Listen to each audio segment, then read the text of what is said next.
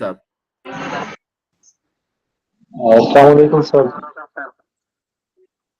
जी वालेकुम सलाम। मुझे हेलीकॉप्टर में फोटोज की जो प्रोसेसिंग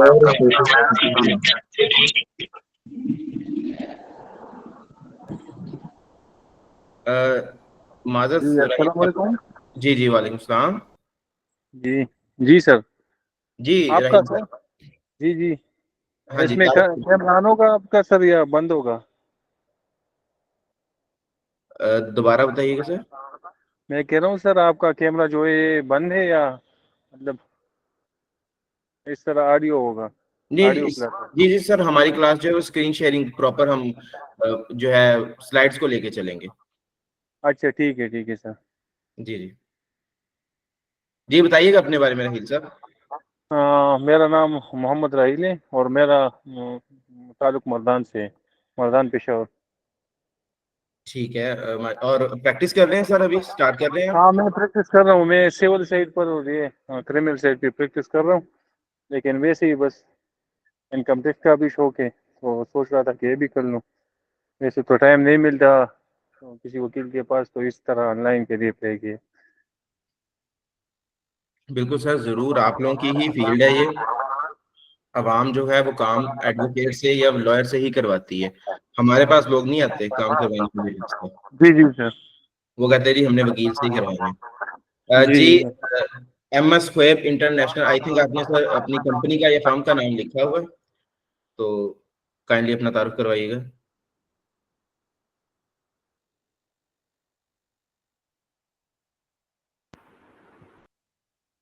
वली साहब। जी अस्सलाम वालेकुम। वालेकुम सलाम। सर मेरा नाम हाफिज़ मोहम्मद वलीद है, मैं सियालकोट से बिलोंग करता हूँ। जी ठीक है सर।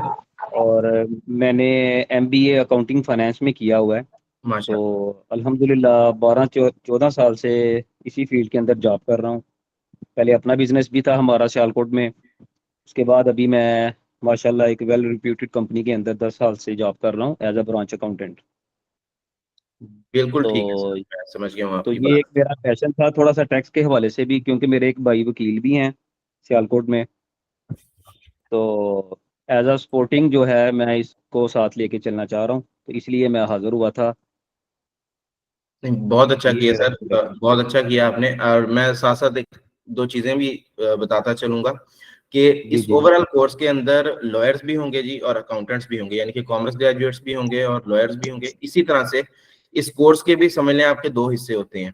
लिटिगेशन भी इसके अंदर होता है और कॉम्प्लाइंसेस का दूसरा, कैलकुलेशंस, कॉम्प्लाइंसेस, पेपर वर्क भी इसी में होता है।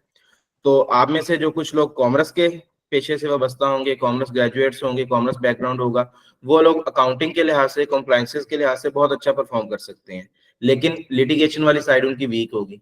इसी तरह से जो हमारे लॉयर्स हैं वो माशाल्लाह से लिटिगेशन में तो परफेक्ट होंगे, उनसे ऊपर फिर और किसने होना है, लॉयर्स के काम है लिटिगेशन, बट कॉम्प्लाइंसेस वाली साइड पे थोड़ा वीक होंगे। तो इंशाल्लाह हमारा एम ये है कि हमारे इस कोर्स के बाद ये तमाम लोग एक ही लेवल पे हों। जो बंदा लिटिगेशन का नहीं है उसे लिटिगेशन के बारे में पता हो, और जो बंदा अकाउंट्स का नहीं है उसे अकाउंटिंग आती है। ठीक है। दरमियान में जो टैक्स है वो तो अल्टीमेटली सबने सीखना ही सीखना है, बट टैक्स के लिए साथ में ये सपोर्टिंग साइड्स हैं जिसमें लिटिगेशन और कॉम्प्लायंसेस, अकाउंट्स, ये सारी चीजें भी आपको साथ साथ सिखाई जाएंगी। भट्टी साहब अच्छा हैं सर, जी। मेरा एक क्वेश्चन था कि जी जी जी जी सॉरी वली टू साहब। से सर। अच्छा, इसमें हम इस कोर्स में हम इनकम टैक्स को कवर करेंगे थॉरोली या हम सेल टैक्स को भी टच करेंगे यहाँ पे? ठीक है वली साहब, आपने ये सवाल पूछ लिया तो मैं साथ ही गाइड करता चलूं। एक सेकंड में ये जी mute. Thank you.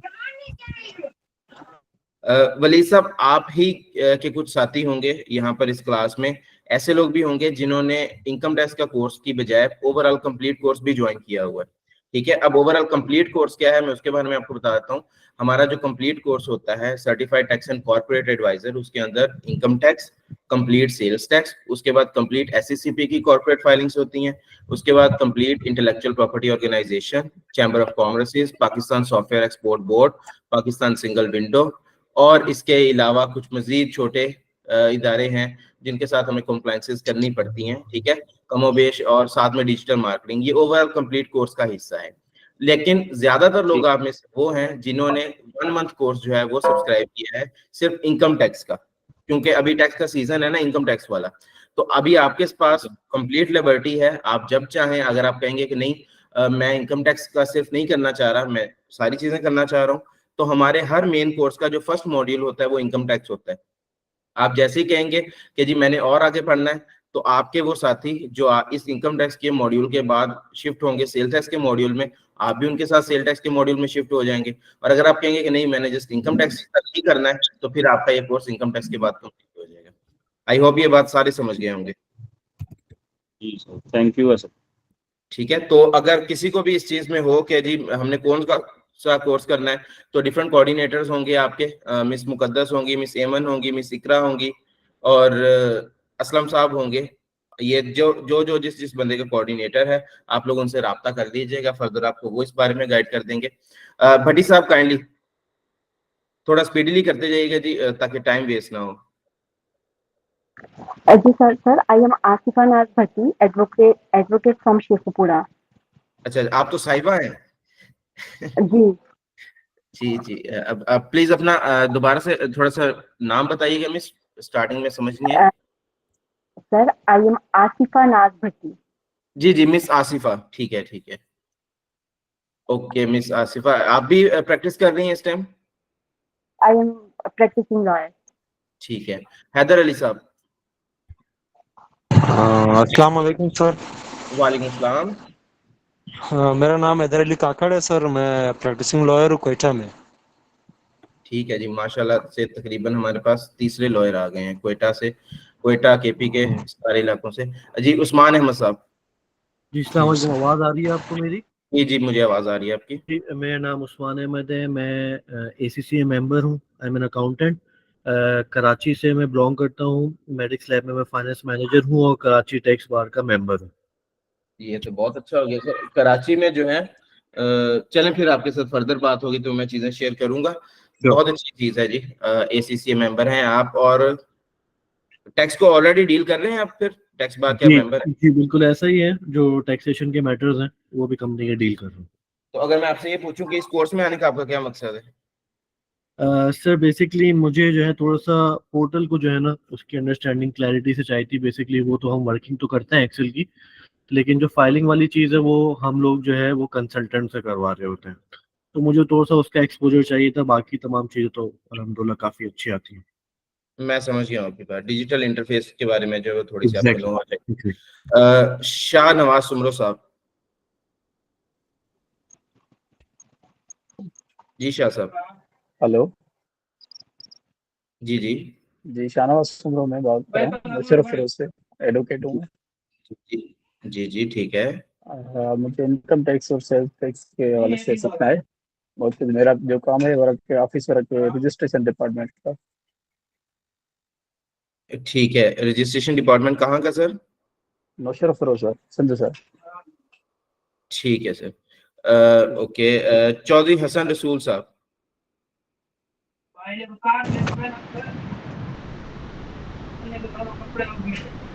Ji sir, Chaudhary Hasan रसूल साहब। अस्सलाम वालेकुम सबको। वालेकुम अस्सलाम। फैसलाबाद से बिलोंग करता हूँ, कंस्ट्रक्शन का बिजनेस रन करता हूँ माशाल्लाह सर, और बिजनेस। एडमिन ऑफिसर भी रहा हूँ इधर K4 प्रोजेक्ट कराची। तो ठीक है सर, बिजनेस के सिलसिले में मैं ये जारी बात है इंफॉर्मेटिव है और काम की चीज। बिल्कुल बहुत अच्छा डिसीजन लिया सर। आप इसको में अपने जाती बिजनेस को भी इन्विजिलेट कर सकते हैं और फर्दर अगर चाहें तो दूसरों को फैसिलिटेट भी कर सकते हैं। दोनों ऑप्शंस ही आपके पास हैं। नेक्स्ट है जी हमारे पास मिस इफ़त चौधरी। अस्सलाम वालेकुम सर, बेसिकली मेरी क्वालिफिकेशन MBA फाइनेंस है। Professional experience in finance more than the 10 year है और मैं बेसिकली अब अपना कंसल्टेंसी फर्म रन करना चाह रही हूँ एज ए ITP। तो ठीक है, क्या मैंने क्वालिफिकेशन है मिस आपकी? सर मेरी जो है MBA फाइनेंस है, बैक पे BCom है, तो इसलिए फिर और दूसरा मेरा फाइनेंस का एक्सपीरियंस है और अल्हम्दुलिल्लाह काफ़ी अच्छा प्रोफ़ेशनल एक्सपोज़र है। लास्ट मैंने पिज़्ज़ा हट की एज़ ए ब्रांच मैनेजर के तौर पे जॉब रिज़ाइन की है। बहुत अब मैं अच्छी। अपनी कंसल्टेंसी फ़र्म ऑन करना चाह रही थी आईटीपी के तौर पे ना। जी बिल्कुल, आप जरूर करें। और अभी आईटीपी का लाइसेंस लेना है आपने या ऑलरेडी अप्लाई कर चुके हैं? नहीं, नहीं सर ऑब्वियसली कि मैंने लेना है तो वो ना आपकी कैंपेन चल रही थी तो वो फिर मैंने उसके लिए अप्लाई किया तो क्योंकि बहुत सारे इंस्टीट्यूट हैं जैसे आईसीटी है तो मैंने उनकी भी ओरिएंटेशन ली है। अब मैं डिसीजन लेना चाह रही थी फाइनल स्टेज पे कि कौन से इंस्टीट्यूट को जॉइन करूँ क्योंकि आईसीटी की जब मैंने ओरिएंटेशन ली है ना तो उनकी एक बात मुझे बड़ी अच्छी लगी है। उन्होंने कहा है कि जो एफबीआर का वेबसाइट है उनकी उन्होंने क्लोन ऐप डेवलप की हुई है। तो वो कह रहे हैं कि हम जो है उस पे आपको प्रैक्टिकल भी लॉगिन देंगे ताकि आपकी हैंड्स ऑन प्रैक्टिस अच्छी हो जाए। और सेकंडली आईटीपी के लिए जो है वो कह रहे थे कि हम आपको काफ़ी ज़्यादा जो है वो असिस्ट करेंगे आईटीपी लाइसेंस के लिए और 1 ईयर का जो उसका एक्सपीरियंस होता है कि आपको टैक्स फर्म में कोई भी यानी कि आपने प्रैक्टिकल एक्सपीरियंस शो करना होता है तो वो भी उसमें भी वो अकोमोडेट करेंगे। चलें ठीक है, मैंने आपकी बात सुन ली है। मैं आपके सारे ही जो कंसर्न्स हैं उनको आंसर भी करूंगा और इंशाल्लाह कोशिश करूंगा कि बेहतर आंसर करूं। ठीक है। हाँ जी, और नंबर सेकंड कि मैं तो कंप्लीट कोर्स में सर इंटरेस्टेड हूँ क्योंकि आपने कंसल्टेंसी करनी है तो ओवरऑल 100% आपकी ग्रिप होनी चाहिए। जी बिल्कुल, ऐसी ही बात है। बहुत कम लोग होते हैं आपकी तरह जो स्ट्रेट फॉरवर्ड एक माइंड बना के आते हैं कि जी मैंने कंसल्टेंसी करनी है, और एक बिजनेस ओरिएंटेड माइंड होता है उनका, तो उनको तो लाजमी तौर पे कोर्स करना चाहिए, हुँ। कंप्लीट कोर्स ही करना चाहिए। नेक्स्ट चलते हैं जी, हमारे पास हैं तलहा राना साहब।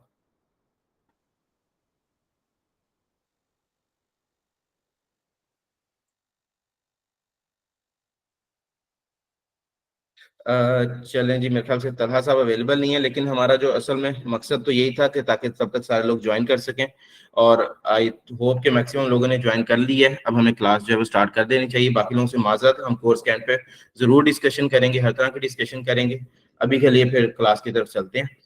तो मुझे इजाजत दें जी, मैं आपके साथ स्लाइड शेयर करता हूँ, स्क्रीन शेयर करता हूँ, देन हम डिस्कस करते हैं ये चीजें।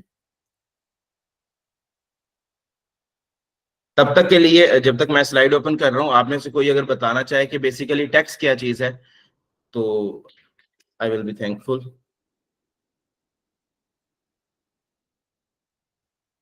जी एनीवन कोई बता सकता है टैक्स क्या चीज है?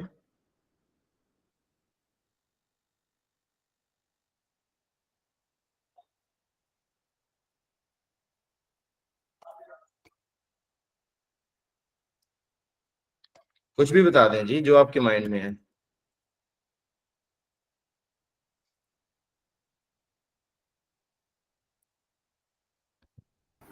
सर टैक्स जो है वो एक सर्टन परसेंटेज ऑफ अमाउंट जो आपकी इनकम या रेवेन्यू पे होती है, जो कि गवर्नमेंट के लिए एक रेवेन्यू होती है, तो वो टैक्स होती है। ठीक है। हमारी जो इनकम है, हमारे रेवेन्यू का एक फिक्स परसेंटेज या फिक्स हिस्सा गवर्नमेंट को जाता है, और ताकि वो लोग जो है इससे अपने फंड्स बना सकें। लेकिन इसका मकसद क्या होता है सर? गवर्नमेंट को क्यों चाहिए ये पैसे? सर ये गवर्नमेंट ने अपना जो डेली बिजनेस है वो रन करना होता है, और जितने भी फलाई काम करने होते हैं तो उन सारी चीज़ों के लिए इनको जो रेवेन्यू उसके लिए चाहिए। बिल्कुल ठीक कहा सर आपने, यही बात है। मैं इस चीज को थोड़ा सा और ज्यादा क्लियर कर देता हूँ कि जी गवर्नमेंट को बेसिकली पूरे मुल्क को चलाने के लिए कुछ ऐसी स्टेट मैनेज्ड एक्टिविटीज होती हैं जो कि फर्दन फर्दन हर शख्स कैरी नहीं कर सकता। जिस तरह से ना सिर्फ वो चीजें जिसके अंदर हर शख्स अफोर्ड नहीं कर सकता, मिसाल के तौर पे जो हमारे वो लोग जो अफोर्ड नहीं कर सकते डिफरेंट बड़े बड़े हॉस्पिटल्स को या प्राइवेट हॉस्पिटल्स को या प्राइवेट एजुकेशन को, तो उनके लिए गवर्नमेंट तालीम का इंतजाम करती है, सेहत का इंतजाम करती है। ये तो फिर भी एक इंडिविजुअल लेवल पर की जाने वाली एक्टिविटीज हैं। हो सकता है कि प्राइवेट ऑर्गेनाइजेशंस भी हों जो इस तरह से फ्री सर्विसेज ऑफर कर दें, बट इसके साथ साथ कुछ ऐसी एक्टिविटीज भी होती हैं जो एक शख्स चाहे जितना मर्जी अफोर्डिंग हो फिर भी वो अफोर्ड नहीं कर सकता, उनका वॉल्यूम इतना ज्यादा होता है। मिसाल के तौर पे हमारे जो दिफा का महकमा होता है, डिफेंस का इंस्टीट्यूशन होता है, उसका होना बहुत जरूरी है। कोई शख्स कितना भी जो है वो उसकी अफोर्डेबिलिटी ज्यादा हो या वो बहुत ज्यादा कमाता हो, लेकिन एक शख्स सिर्फ अपनी जाती हैसियत में अपने आप को इंटरनेशनली प्रोटेक्ट नहीं कर सकता। डेफिनेटली जब एक स्टेट पूरा एक बजट बनाती है दिफा का, तभी वो उस बंदे को फर्दन फर्दन जो है उन्हें प्रोटेक्ट किया जा रहा होता है एक पूरी कौम की शक्ल में। इसी तरह से पूरे मुल्क का एक इंफ्रास्ट्रक्चर होता है, सड़कों का निज़ाम होता है, नहरों का निज़ाम होता है। तो ये ऐसी चीजें हैं जो फर्दन फर्दन कोई बंदा भी, एक सड़क अगर किसी बंदे ने लाहौर से कराची जाना है तो वो जाती तौर पे अपने लिए एक सड़क नहीं बनाएगा, ना ही वो बना सकता है। तो इन तमाम एक्टिविटीज के लिए स्टेट को पैसा चाहिए होता है। अब स्टेट को जो पैसा चाहिए होता है जी, उसके स्टेट के पास ऑप्शंस होते हैं दो। एक ऑप्शन तो ये होता है कि स्टेट डोमेस्टिकली पैसा जनरेट कर ले, और एक ऑप्शन ये होता है कि स्टेट इंटरनेशनली कोई लोन्स वगैरह ले ले, जिसमें तरह आप सबको पता है कि स्टेट जो है वो IMF से लोन ले लेती है, डिफरेंट कंट्रीज लेती हैं, पाकिस्तान भी लेता है। और दूसरा ऑप्शन ये होता है कि अगर डोमेस्टिकली उन्होंने रेवेन्यू जनरेट करना, तो उसमें भी उनके पास दो ऑप्शन होते हैं। एक तो ये कि वो डोमेस्टिक लोन ले लें, पाकिस्तानी अवाम से ही लोन ले लें, पाकिस्तानी बैंक से लोन ले लें। और दूसरा ऑप्शन फिर जो बचता है वो ये होता है कि स्टेट कहती है कि आप जो लोग भी हैं पाकिस्तान में रह रहे हैं, अपनी अपनी हैसियत के मुताबिक जो जो बंदा इस काबिल है कि वो स्टेट की हेल्प कर सकता है, वो एक खास रेट के मुताबिक अपनी इनकम के ऊपर कुछ हिस्सा हमें देना शुरू कर दे, ताकि हम फलाए आमा के कामों में लगा सकें। ठीक है, उसे कहा जाता है इनकम टैक्स। इसके अलावा टैक्स की और भी डिफरेंट टाइप्स हैं, जिसमें सेल्स टैक्स आ जाता है, कस्टम्स ड्यूटी आ जाता है, फेडरल एक्साइज टैक्स आ जाता है, या फिर कुछ प्रोविंशियल टैक्सेस आ जाते हैं। लेकिन वो सारे टैक्सेस एक अलग चीज है। हम जिस टैक्स को फिल वक्त पढ़ने जा रहे हैं, जो हमारा टॉपिक है, वो जी इनकम टैक्स का है।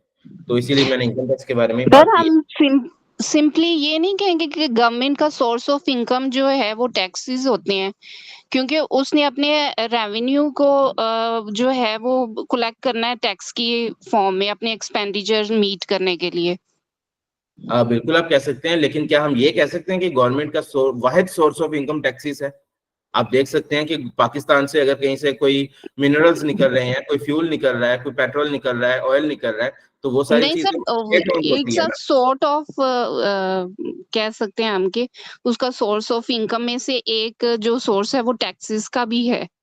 बिल्कुल आप कह सकते हैं, लेकिन हम लोग टैक्सेस के वो इतना ज्यादा स्पेसिफाई क्यों कर रहे हैं? वो इसलिए कर रहे हैं कि बाकी जितने भी सोर्सेज ऑफ इनकम होते हैं वो ना तो स्टेबल होते हैं, ना ही लॉन्ग लास्टिंग होते हैं, ना ही उनके ऊपर टोटली रिलाई किया जा सकता है। जिसमें मैंने आपको मिसाल दी है कि वो इंटरनेशनली लोन ले सकते हैं, बट वो स्टेबल ऑप्शन नहीं है, वो कभी ना कभी वापस करने होते हैं। इसी तरह से हमारे जो दूसरे मिनरल्स और ये ओर्स वगैरह अगर निकलते भी हैं स्टेट के, तो ये तमाम चीजें भी ऐसी हैं जो कि हमेशा के लिए नहीं है, ना ही ये स्टेबल है। एक ऐसा ऑप्शन होगा जो कि बिल्कुल स्टेबल है, उसके बारे में अगर हम बात करें तो वो यही है कि मुल्क में जो लोग रह रहे हैं उन्हीं के ऊपर लगने वाला पैसा उन्हीं से इकट्ठा करके उन्हीं पर लगा दिया जाता है। तो इसलिए हम थोड़ा सा स्पेसिफिक कर लेते हैं। बाकी आपकी बात बिल्कुल ठीक है, ये गवर्नमेंट का सोर्स ऑफ इनकम है, गवर्नमेंट को पैसा चाहिए, गवर्नमेंट लोगों से टैक्स ले लेती है।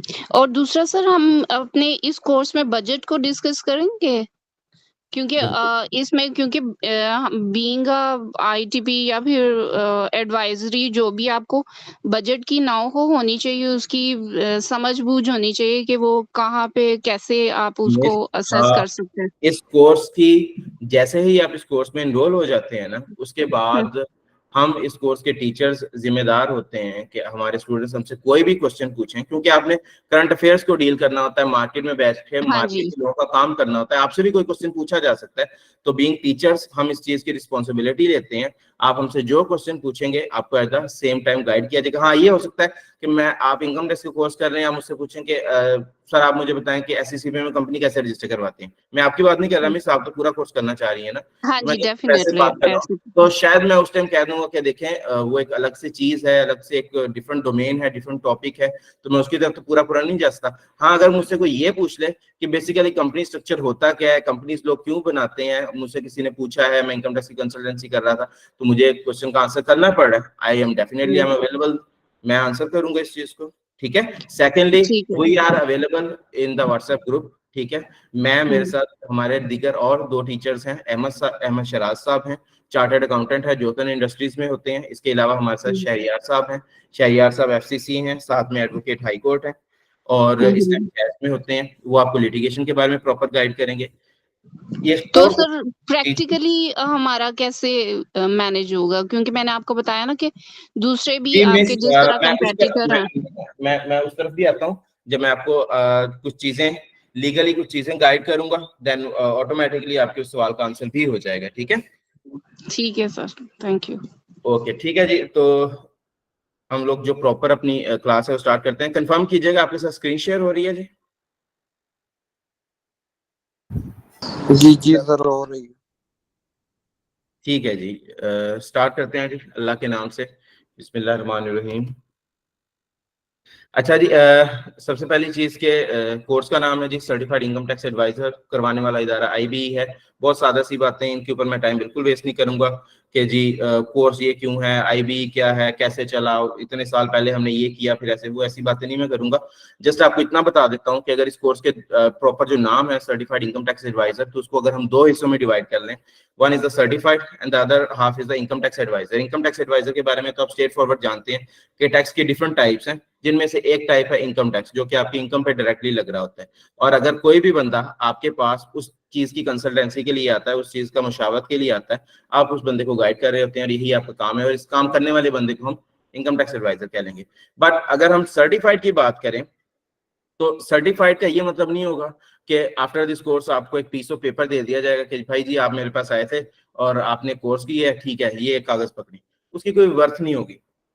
हमारा जो सर्टिफिकेट होता है वो एक लाइफ सर्टिफिकेट होता है, और इसका मकसद क्या होता है कि आप जहां कहीं भी हों, पाकिस्तान में किसी भी जगह पे हों, आप किसी इंडिविजुअली किसी क्लाइंट का काम कर रहे हो, किसी कंपनी का काम कर रहे हो, या आप किसी एम्प्लॉयर के पास बीइंग एन एम्प्लॉय जॉब करने के लिए चले जाएं, ठीक है, तो हर जगह पर जहां जहां कोई भी बंदा आपको टेस्ट करना चाहेगा, कोई भी बंदा जिसको आपकी ऑथेंटिसिटी के साथ कंसर्न होगा, आप वहां पर उसके साथ ये सर्टिफिकेट शेयर करेंगे। ठीक है, सर्टिफिकेट शेयर करने के बाद अगेन क्या उसका वही मतलब है कि जी कागज शेयर कर दिए? नहीं, बिल्कुल भी ऐसा मकसद नहीं होगा। सर्टिफिकेट के ऊपर हमारा QR कोड होगा, ठीक है, जो कि स्पेसिफिकली सिर्फ आपसे बिलोंग करता होगा। आपका वो नजर नहीं आ रही। क्या चीज नजर नहीं आ रही सर? प्रेजेंटेशन। बाकी लोगों को स्क्रीन शेयर हो रही है जी? जी सर। जी आ रही है सर काइंडली आप ना थोड़ा सा उसको रिफ्रेश कर लीजिएगा, आपको भी हो जाएगी। Okay okay screen share. ठीक है। अच्छा, ये तो मैं बात कर रहा था सर्टिफाइड के बारे में। तो वो QR कोड है, आपका एम्प्लॉयर है, कोई कंपनी है, व्हाटएवर, वो लोग अगर उस चीज को स्कैन करते हैं तो हमारी इंस्टीट्यूट की वेबसाइट पे, हमारी फर्म की वेबसाइट पे, हमारे जो क्वालिफाइड टीचर्स हैं, चार्टर्ड अकाउंटेंट्स हैं, वो इस चीज को अटेस्ट करते हैं। बेसिकली वो कहते हैं कि भाई हम इस बंदे की जिम्मेदारी ले रहे हैं, ये बंदा हमारे पास आया, इसने ये कोर्स किया है, इनके पास ये एक्सपर्टीज हैं, ये कैपेबिलिटीज है इनके पास, ये इनकी क्वालिफिकेशन थी, इस फला मॉड्यूल में इनका ये स्कोर रहा है। ठीक है सर मैं इंटरप्ट कर रही हूँ। ये जो भी हैं भट्टी साहब जो भी हैं, ये इनकी प्रेजेंटेशन ऑन थी, इन्हीं के बंद कर लें। एक सेकंड मैं चेक कर लेता हूँ। अभी इन्होंने बंद किया है, आप अपनी चेक कर लें जरा एक बार। ठीक है, मेरी प्रेजेंटेशन आप सबको शो हो रही है? नहीं सर, पहले हो रही थी, अब नहीं हो रही। मैं दोबारा शेयर करता हूँ। आई थिंक वो जो है मिस की तरफ से वो शेयर हुई है ना, तो उसकी वजह से शायद हो गया। मैं दोबारा जी अभी आपके पास आ रही है? आप सबके पास? नहीं अब तो जी बस ठीक हो गया। वो जो पॉज हो गई थी वो मिस की वजह से। चलेगी, ठीक है जी, थैंक यू। ये शेयर हो रही है आप लोगों के पास। अच्छा जी, तो मैं सिर्फ ये कह रहा था कि QR कोड के बाद आप लोगों की इस कैपेबिलिटीज को, एक्सपर्टीज को अटेस्ट कर दिया जाता है एक्सपर्ट्स की तरफ से। उसके बाद आप अपने किए के जिम्मेदार नहीं रहेंगे, आपकी जिम्मेदारी हम लोग लेंगे कि आप लोग क्या काम कर रहे हैं, क्या काम करने गए हैं, क्या एक्सपर्टीज अपने साथ लेकर गए हैं। ठीक है, किसी बंदे को आपके काम के साथ कोई कंसर्न होता है, कोई गिला शिकवा होता है, तो वो डायरेक्टली फिर हमसे उस टाइम राब्ता करेगा कि जी वर्चुअल टैक्स की तरफ से एक बंदा है जो कि तालीम हासिल करके गया है और वो जाके अगर उसको काम नहीं आ रहा तो उसके हम जिम्मेदार होंगे। तो डेफिनेटली हम इंशाल्लाह इस काबिला को करके भेजेंगे कि ना कभी हमें किसी की बात सुनना पड़ेगी और ना कभी आपको सुननी पड़ेगी। इंशाल्लाह आप भी दुआएं देंगे और जिसका आप काम करेंगे वो भी दुआएं देंगे। काइंडली म्यूट कीजिएगा।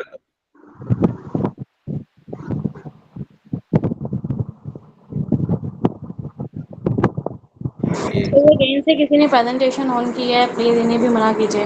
मैं ना ये कंट्रोल्स में रोक देता हूँ इन्हें, एक सेकंड, मुझे एक सेकंड सर दीजिए। स्लाइड तो हो रही दोबारा डिसअपीयर हो रही। मैं कर देता हूँ जी, मैं बाकियों को स्टॉप करता हूँ। ओके।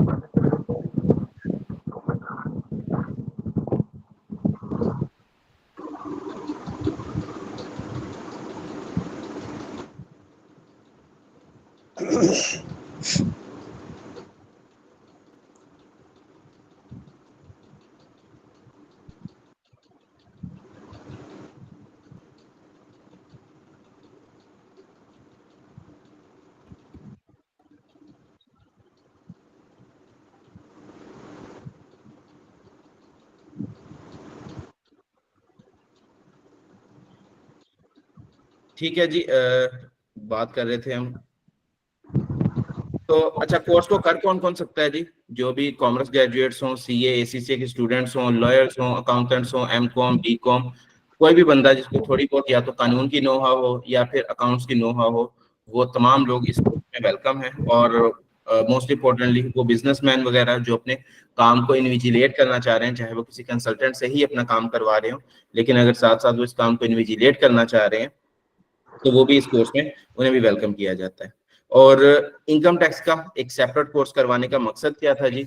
मकसद खास तौर पे यही है कि अभी फिल वक्त इनकम टैक्स का सीजन चल रहा है, और सीजन जो होता है वो तकरीबन आप ये समझ लें कि जो लास्ट मंथ होता है टैक्स फाइलिंग का, सितंबर का होता है, या अगर डेट एक्सटेंड हो जाती है अक्टूबर तक चली जाती है, तो यही बेसिकली सीजन होता है। उससे पहले तक का जो टाइम होता है, ये जुलाई अगस्त वगैरह, इसमें इतनी टैक्स की फाइलिंग नहीं होती। हम लोगों को वैसे भी बाय नेचर भी हम लोगों को थोड़ी सी आदत होती है कि हम लोग आखिरी टाइम पर जाकर ही काम करवाते हैं। तो इसीलिए हमारा ये एम था कि आप लोग सितंबर से अगस्त से पहले पहले पूरी तरह से तैयार हो जाएं, इनकम टैक्स की जितनी भी आपके काम है वो आप लोगों को खुद से फैसिलिटेट कर सकें। तो जी मैं बहुत दफा रिपीट कर चुका हूँ, काइंडली खुद को म्यूट किया करें जो भी बंदा न्यू ज्वाइन करता है, इससे डिस्टरबेंस हो रही है ना बाकियों को। नेक्स्ट मूव करते हैं जी।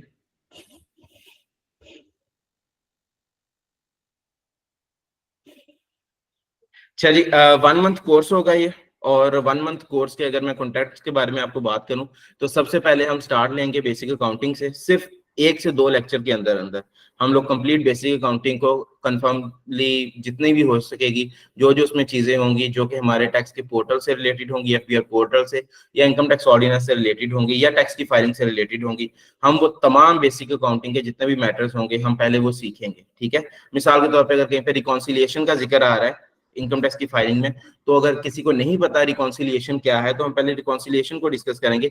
एसेट्स क्या है, लायबिलिटीज क्या है, ये छोटे छोटे से कॉन्सेप्ट्स हैं।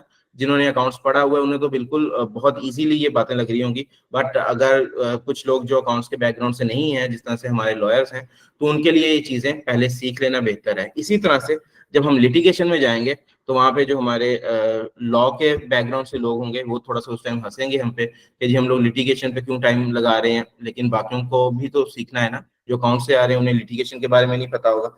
तो ये तमाम चीजें बराबर कर दी जाएंगी। और बाकी जी कोर्स करने के बाद आपको कोई बंदा इनकम टैक्स प्रैक्टिशनर भी बोलेगा, कोई कॉर्पोरेट टैक्स कंसल्टेंट बोलेगा, कोई टैक्स लिटिगेशन एक्सपर्ट बोलेगा, कोई बिजनेस एडवाइजर बोलेगा। ये जस्ट यहाँ पे नाम या टाइटल्स इसलिए लिख दिए गए हैं ताकि आप लोग इन चीजों से कंफ्यूज ना हुआ करें। अगर कोई आपको कह रहा है कि जी आप इनकम टैक्स प्रैक्टिशनर बन जाएंगे फलां चीज सीख के, या आप कॉर्पोरेट कंसल्टेंट बन जाएंगे, या टैक्स लिटिगेशन, तो तमाम चीजों का तकरीबन एक ही मतलब होता है। जब आप टैक्स एडवाइजर बन गए हैं तो दैट मीन्स कि आप हर तरह की एडवाइजरी दे रहे होंगे इनकम टैक्स से रिलेटेड या टैक्स से रिलेटेड, अगर आप टैक्स एडवाइजर बन गए। ठीक है, हाँ एक चीज इसमें है, इनकम टैक्स प्रैक्टिशनर ये एक स्पेसिफिक टर्म है, इसके बारे में आप सब लोगों को बताता चलूं। अभी मैम जो है वो भी एक डिस्कस कर रही थी इसके बारे में। आईटीपी का लाइसेंस होता है जी, अगर किसी भी बंदे ने अपनी 14 साल क्वालिफिकेशन के अंदर टैक्स और अकाउंट्स पढ़े हुए हैं, तो वो इस काबिल है, वो इस अहल है कि वो एफबीआर से इनकम टैक्स कंसल्टेंसी का एक लाइसेंस ले सकता है, जिसको कि आईटीपी बोलते हैं, इनकम टैक्स प्रैक्टिशनर बोलते हैं। ठीक है, उसके लिए कुछ एलिजिबिलिटी क्राइटेरिया है, जिसमें पहले मैंने क्राइटेरिया आपको बता दिया है कि उनकी 14 इयर्स ऑफ क्वालिफिकेशन के अंदर टैक्स एंड अकाउंट्स हो, और इसके साथ साथ फिर उनके पास 1 साल का एक्सपीरियंस हो, ठीक है, उनके पास कोई किसी भी टैक्स कंसल्टेंसी फर्म में उन्होंने 1 साल टैक्स के कंसल्टेंसी में काम किया हो या काम सीखा हो, और इसके साथ साथ जस्ट उन्होंने एक एप्लीकेशन फाइल करनी होती है अपने रेलेवेंट आरटीओ या एलटीओ में, और उसके बाद उनका कमिश्नर के साथ एक इंटरव्यू होता है, उन्हें आईटीपी का लाइसेंस मिल जाता है। बहुत क्वाइट इजी प्रोसेस होता है। हम लोग आपको कंप्लीट इसके बारे में गाइड भी करेंगे। जो जो क्वेश्चंस आपसे इस इंटरव्यू से रिलेटेड पूछे जाएंगे उन क्वेश्चंस के बारे में भी आपको प्रिपेयर किया जाएगा। कंप्लीट नोट्स भी शेयर किए जाएंगे आपके साथ, पोर्टल में भी, व्हाट्सएप ग्रुप्स में भी, और लास्टली आपके साथ जो आपकी एप्लीकेशन होगी वो एप्लीकेशन भी हम फाइल करवा के देंगे, ठीक है, जो आपके आरटीओ में एप्लीकेशन फाइल होगी। और उसके बाद अगर आपकी क्वालिफिकेशन वो मीट करती है तो उसके बाद हम लोग आपको वर्चुअल टैक्स, जो कि हमारी सीए फर्म है, वर्चुअल टैक्स से हम आपको 1 ईयर का एक्सपीरियंस लेटर भी देंगे। बट कंडीशन ये है कि आपने तमाम चीजें प्रॉपर हमसे सीखी हों, ठीक है।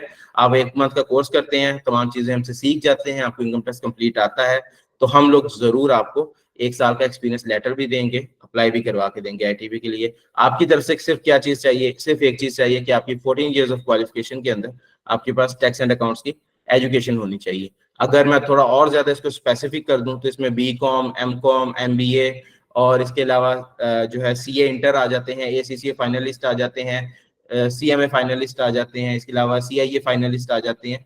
ये तमाम लोग जो हैं वो इसके अहल होते हैं कि वो आईटीबी का लाइसेंस ले सकें, ठीक है। इसमें आपको कंप्लीटली मदद की जाएगी और जितने भी इसके एरियाज होंगे वो आपको गाइड किए जाएंगे। उसके बाद अगर आगे जाएं जी तो ट्रेनर की बात अच्छा सॉरी सर, यहाँ पे एक क्वेश्चन था अगर आप अलाउ करें तो। जी जी जी जी प्लीज। अच्छा बेसिकली मैंने मास्टर्स किया हुआ है साइंसेस में, और लेकिन मेरे पास काफी कस्टमर है, मैं इसको एज अ बिजनेस ही लेके चलना चाह रहा था। तो मैं अगर करना चाहूँ तो मैं इसको एज अ बिजनेस लेके चल सकता हूँ, लेकिन मैंने अकाउंटिंग फाइनेंस नहीं पढ़ी अपने करियर में। मैं आ जाता हूँ सर उसकी तरफ आ जाता हूँ। मैं आपको गाइड कर देता हूँ, सब लोगों को गाइड कर देता हूँ। बेसिकली आईटीपी के लाइसेंस की जरूरत कहाँ पे पड़ती है, ठीक है, मैं आपके साथ थोड़ा सा प्रैक्टिकली शेयर करता चलो। ये जी सबसे पहले आइरस का पोर्टल है, आप सब लोगों को नजर आ रहा होगा, ठीक है जी। आइरस का पोर्टल ओपन हो गया है।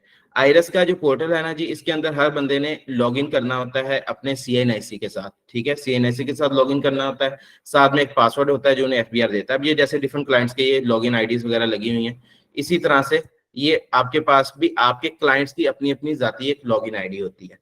एफबीआर की क्या अजम्पशन होती है या एफबीआर क्या एज्यूम करता है, एफबीआर जब भी टैक्स फाइलिंग होती है तो एफबीआर एज्यूम करता है कि ये टैक्स फाइलिंग यूजर अपने एंड से खुद कर रहा है, यानी कि वो टैक्स पेयर जिसका सीएनआई से यूज हो रहा है लॉगिन आईडी में, वो खुद अपनी टैक्स फाइलिंग कर रहा है।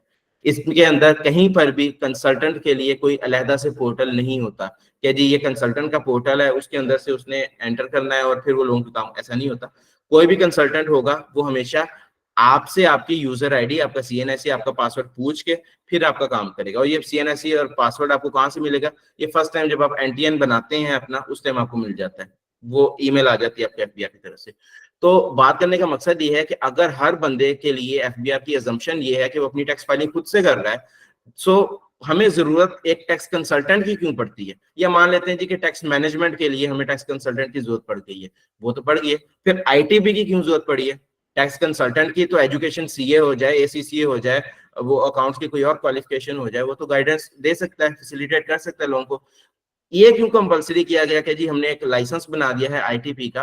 तो उसका मकसद मैं आपको बताता हूँ जी कि जब अपील की बात आती है ना, तो अपील एक लिटिगेशन का प्रोसेस है, ठीक है। अपील का मतलब यही समझ लें कि आपने कोर्ट में जाके अपील करनी होती है, या डिफरेंट फॉर्म्स ऑफ अपील होते हैं, टैक्स में भी फॉर्म्स होते हैं, एससीसीपी के भी फॉर्म्स होते हैं। तो वहां पे ये जो उर्दू में इसके लिए स्पेसिफिक वर्ड जो मैं नहीं आपको समझा पा रहा, कि जहाँ पे आपने जो केसेस की पैरवी करनी होती है, जिरा करनी होती है, लिटिगेशन करनी होती है, ये काम होता है वुकला का। लेकिन क्या इस चीज को वुकला के लिए लिमिटेड कर दिया गया है, क्या हर बंदा अपना जाके केस नहीं लड़ सकता। तो उसके लिए जवाब ये है कि हर बंदा केस लड़ सकता है। उसके लिए ये है कि अगर वो वकील नहीं है तो फिर उसके पास आईटीपी का लाइसेंस होना चाहिए, ठीक है। लिटिगेशन के लिए बेसिकली इनकम टैक्स प्रैक्टिशनर का लाइसेंस होता है, कॉम्प्लायंसेस के लिए कोई लाइसेंस नहीं होता। आई थिंक आप सब लोग इस चीज को समझ चुके होंगे। जी समझ गए सर आप। Excuse me sir, if you don't mind, मैं एक पॉइंट ऐड करना चाहूंगी कि लिटिगेशन में जो आईटीपी होता है ना, वो आपका हाई कोर्ट और सुप्रीम कोर्ट में जाके वो जो होता है उसको अपील नहीं कर सकता। बाकी आप जो होते हैं ना, बाकी जगह पे आप अपील करने के राइट होता है आपके पास। सुप्रीम कोर्ट और हाई कोर्ट में जज एडवोकेट ही जाते हैं। मिस इफत, प्लीज आप माइंड मत कीजिएगा, आप ऑलरेडी एक ओरिएंटेशन क्लास एक्चुअली अटेंड कर चुके हैं, तो उसकी वजह से जो चीजें आपके माइंड में हैं आप उन्हें शेयर करना चाह रही हैं, इसमें कोई बुरी बात नहीं है, हम लोग सुन भी सकते हैं। बट डेफिनेटली अगर मैं कोर्स करवा रहा हूँ तो ये सारी चीजें मुझे आती होंगी, और अगर मैं सीए हूँ तो डेफिनेटली इन सारी चीजों से मैं गुजर चुका हूँ।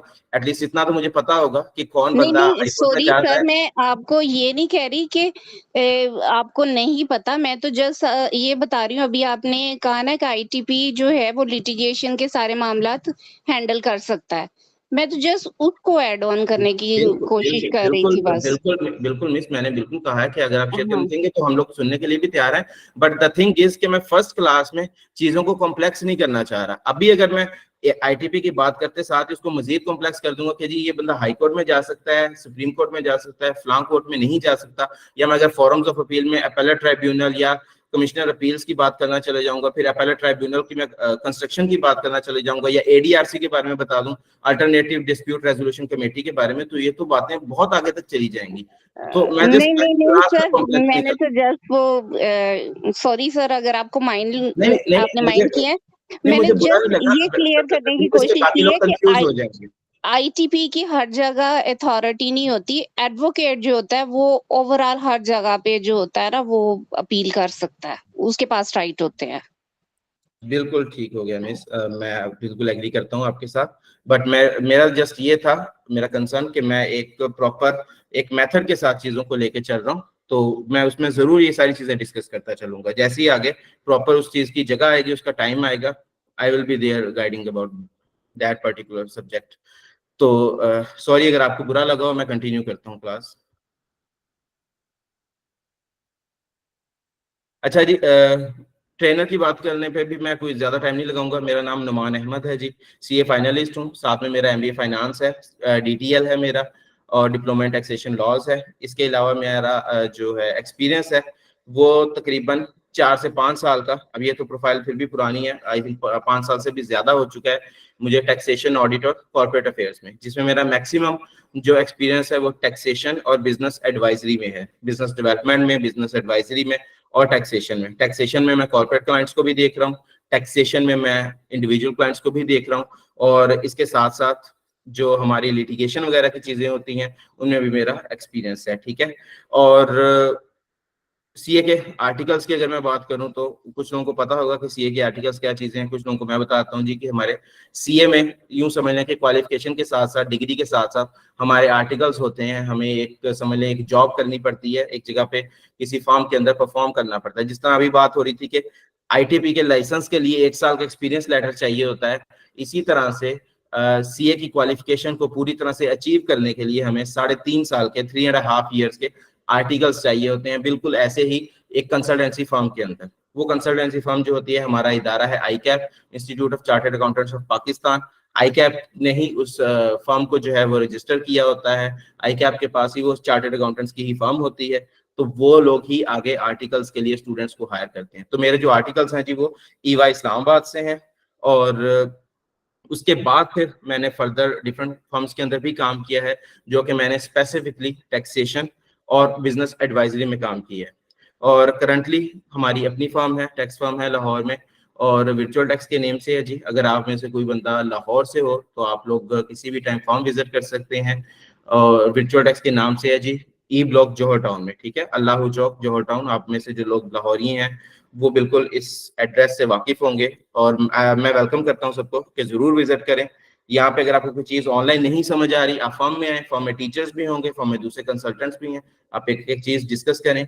और इस कोर्स के बाद 1 साल तक हमारी ये सीए फर्म वर्चुअल टैक्स आपको फ्री ऑफ कॉस्ट असिस्ट करेगी।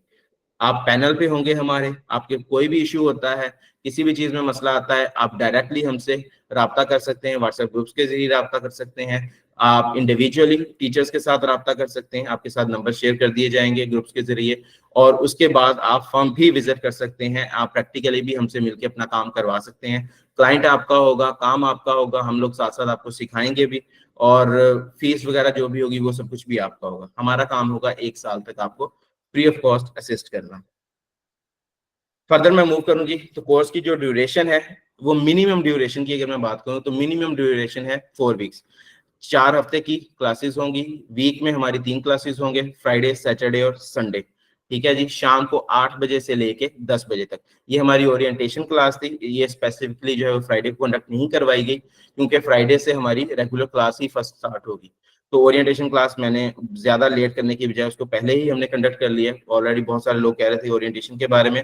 तो लेक्चर ड्यूरेशन जी है, और हमारे जो टोटल लेक्चर्स हैं जी वो 12 से 15 लेक्चर्स बन जाएंगे। ठीक है, और हर लेक्चर 1.5 घंटे का हुआ करेगा, साथ में 30 मिनट्स हमारा क्वेश्चन आंसर सेशन हुआ करेगा, लाइव क्वेश्चंस होंगे। लेक्चर के बाद आप जो भी आपका सवाल हो आप जरूर मुझसे पूछें।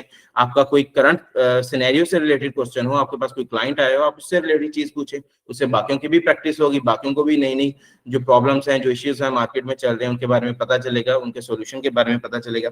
और टोटल जी अप्रोक्सीमेटली आपके कोई 20 घंटे बन जाएंगे, और ये तमाम 20 घंटे रिकॉर्डेड रहेंगे आपके पास पूरे 1 साल तक। ठीक है, हमारे एलएमएस पोर्टल के अंदर 1 साल तक आपके पास ये रिकॉर्डेड लेक्चर्स मौजूद रहेंगे। जब जहां कहीं आपको कोई इशू हो, आपने जस्ट अपना पोर्टल खोलना है, रेलेवेंट फील्ड में जाना है, रेलेवेंट लेक्चर देखना है, आपको वो चीज आइडिया हो जाएगी, आपको वो चीज समझ आ जाएगी। फिर भी समझ नहीं आती तो टीचर्स अवेलेबल है, और उसी एलएमएस पोर्टल के अंदर ना सिर्फ रिकॉर्डेड लेक्चर्स होंगे बल्कि कंप्लीट स्टडी मटेरियल होगा, जिसके अंदर आपके हर तरह के नोट्स होंगे, डिजिटल नोट्स होंगे आपके, या फिर आपके डिफरेंट स्कैन कॉपीज वगैरह होंगी। इसके अलावा तमाम किस्म का टैक्स से रिलेटेड मटेरियल होगा, लिटिगेशन से रिलेटेड जितना भी मटेरियल हमारी तरफ से आपको दिया जा सकता है, जिसमें हर तरह के जजमेंट्स होंगे, प्रेसिडेंट्स होंगे, एक कंप्लीट बैंक दिया जाएगा, एक कंप्लीट पूल दिया जाएगा आपको जजमेंट्स और प्रेसिडेंट्स का, जो कि तमाम टैक्सेशन में यूज होंगे।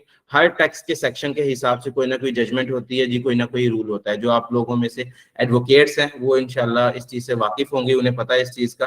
तो मैं बाकियों को भी बताता चलूं जी, कवानीन में जो टैक्स के कानून होते हैं उसके अंदर आपके पास इनकम टैक्स ऑर्डिनेंस तो होता ही होता है, साथ में सेल्स टैक्स एक्ट, ये सब की चीजें तो यानी जो किताबी चीजें हैं वो तो जरूर होती ही होती हैं।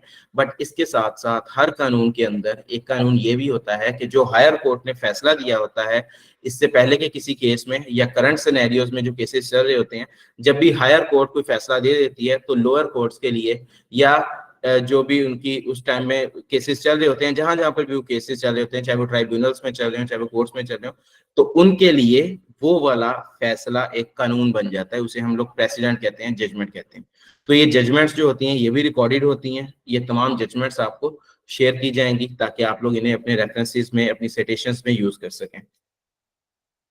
कोर्स प्लान के बारे में आता हूँ जी। मोस्ट इंपॉर्टेंट हमारा जो टॉपिक है वो कोर्स प्लान है, ताकि आप लोगों को पता हो कि इसमें होगा क्या क्या। सबसे पहले जी आईरस 2.0, ठीक है, कंप्लीट आईरस हम समझेंगे, आईरस के एक एक बटन, एक एक फीचर, एक एक फंक्शनैलिटी, और साथ में हम लोग बेसिक अकाउंटिंग को देखेंगे। ये हमारा कोर्स का बिल्कुल स्टार्ट होगा। हम लोग एनटीएन रजिस्ट्रेशन वगैरह डे वन पे ही हम लोग एनटीएन रजिस्ट्रेशन और टैक्स की फाइलिंग सीख लेंगे इंशाल्लाह। एटलीस्ट वो बंदा जो तनख्वाह लेता है, सैलरी लेने वाला बंदा है, उसकी रिटर्न फाइलिंग तो हम लोग जरूर डे वन से ही कंफर्म कर लेंगे। उसके बाद आते हैं जी income tax ordinance 2001। Income tax ordinance 2001 अगर मैं आपके सामने यहाँ पे पेश करूँ तो जी ये एक किताब है, इनकम टैक्स ऑर्डिनेंस 2001, ठीक है जी। और इसी पूरी किताब के साथ हमारा इनकम टैक्स की सारी जो कंसल्टेंसी है वो चल रही होती है। लेकिन अगर आप देखेंगे तो ये किताब शायद बहुत बड़ी किताब है। आपके सामने ये डिफरेंट सेक्शंस हैं इसके अंदर, और चैप्टर्स और बहुत कुछ है। इनफैक्ट मैं ये सारा कुछ भी आपको गाइड करने वाला हूँ अभी, कि आपने किताब को पढ़ना कैसे है, section, sub section, clause, sub clause, इनके दरमियान क्या हिरार्की है, चैप्टर्स क्या है, डिविजन्स क्या है। इनफैक्ट इस कंप्लीट बुक को पढ़ना भी सवाई एडवोकेट्स के, एडवोकेट्स माशाल्लाह उनको जो है लीगल प्रोविजंस पढ़नी आती हैं, वो ऐसी बहुत सी किताबें पढ़ चुके होंगे। और हम लोग जो अकाउंटेंट्स हैं, हमारा ये काम नहीं होता, इन बुक से इतना वास्ता नहीं पड़ता, तो मैं आप सब लोगों को सिखाऊंगा। और बताता ये चलो जी कि हम लोग बुकिश नॉलेज की तरफ इतना नहीं जाएंगे। 1 मंथ कोर्स है हमारा। इनकम टैक्स ऑर्डिनेंस नहीं हम पूरा पढ़ेंगे, हम लोग क्या करेंगे, हम लोग बेंचमार्क करेंगे आईरस के पोर्टल को, ठीक है। अगर ये आईरस का पोर्टल है, मैं इसको लॉगिन कर लेता हूँ फॉर एग्जांपल, तो आइरिस के पोर्टल को हम लोग बेंचमार्क करेंगे। इसके अंदर जितनी भी फंक्शनैलिटीज होंगी, यहाँ से रजिस्ट्रेशन से लेके तमाम ड्रॉप डाउन मेन्यूज, तमाम डैशबोर्ड्स, तमाम रिबन्स, तमाम किस्म के ऑप्शंस, ये सारे ऑप्शंस इनकम टैक्स के हैं, ये सारे ऑप्शन सेल टैक्स के हैं। हम इन तमाम चीजों को बेंचमार्क करते हुए इनकम टैक्स ऑर्डिनेंस से पढ़ा करेंगे, ठीक है। मिसाल के तौर पे यहाँ पे लफ्ज आ रहा है जी नॉर्मल रिटर्न का, तो हमें फौरन से हमने जाके देखना है, इनकम टैक्स ऑर्डिनेंस से पूछना है कि भाई नॉर्मल रिटर्न का मतलब क्या है, कानून में इसका क्या मतलब है, ठीक है। सैलरी रिटर्न का क्या मतलब है, उसके बाद सैलरी का क्या मतलब है, बिजनेस का क्या मतलब है। ये चीजें सुनने में तो वही है सादा सी कि सैलरी का मतलब है तनख्वाह, बिजनेस का मतलब है कारोबार, बट टैक्स की हद तक इन सब की प्रॉपर डेफिनेशंस हैं, इन सब की प्रॉपर डोमेन्स हैं, प्रॉपर एक समझ लें कि हदूद हैं। उनसे बाहर की चीजों को आप सैलरी में नहीं ला सकेंगे, उससे बाहर की चीजों को आप बिजनेस में नहीं ला सकेंगे, ठीक है। नॉर्मली जो हमारे लिए बिजनेस है वो टैक्स वालों के लिए बिजनेस नहीं है, जो हमारे लिए सैलरी इनकम है वो टैक्स वालों के लिए सैलरी इनकम नहीं है, क्योंकि वो लोग कानून के मुताबिक चल रहे हैं, हम लोग अपनी इंटेंशंस के मुताबिक चल रहे होते हैं। तो ये वाला फर्क जो है ये सबसे पहले हमने समझना है। तो तमाम चीजें आपको इस पोर्टल से रिलेटेड समझा दी जाएंगी, जिस तरह की भी रिटर्न्स वगैरह होंगी वो भी। जी कोई कुछ कहना चाह रहा है?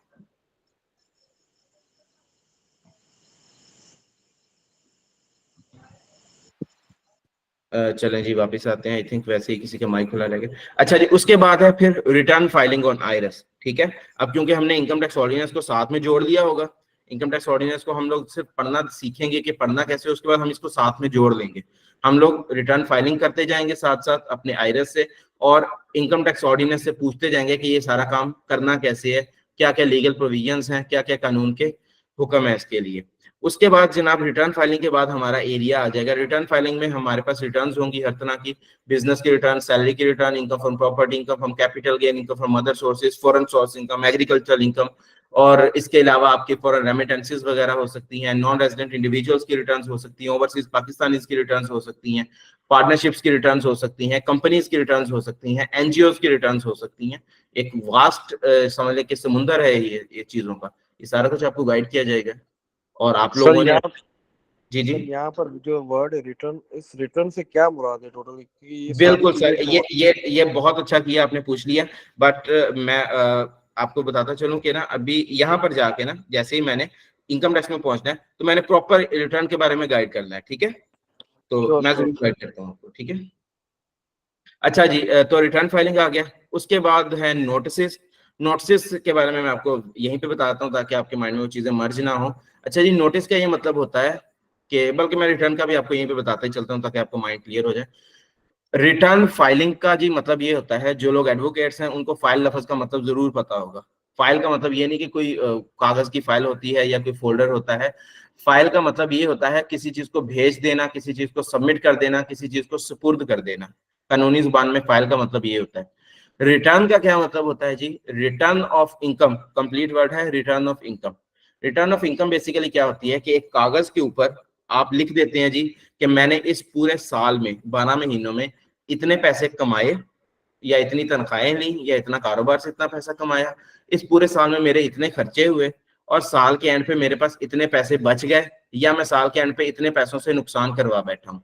ये तमाम चीज का जो हिसाब किताब होता है ना, इसको एक कागज पे लिख दें तो इसको बोला जाता है रिटर्न ऑफ इनकम, ठीक है। फिर जब हम कहते हैं रिटर्न फाइल करना, तो रिटर्न फाइल करने का ये मतलब होता है कि हमने कागज पे ये सारा हिसाब किताब लिख के जाके एफबीआर के दफ्तर में जमा करवा दिया, या एफबीआर को सेंड कर दिया बाय पोस्ट। ये थी पुराने जमाने की बातें। अब क्या हो गया है, अब जो मैनुअल फाइलिंग है, मैनुअली भेजना, वो खत्म हो गया है। उन्होंने क्या किया, उन्होंने एक पोर्टल बना दिया है आइरस के नाम से, इनलैंड रेवेन्यू सिस्टम।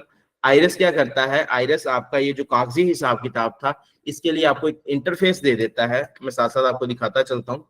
अब ये अगर मैं यहाँ पे लिखूंगा ना जी नॉर्मल रिटर्न, एक सेकंड में देख लूँ इनको कौन कौन सी रिटर्न जो है इन्होंने भेजी हुई है।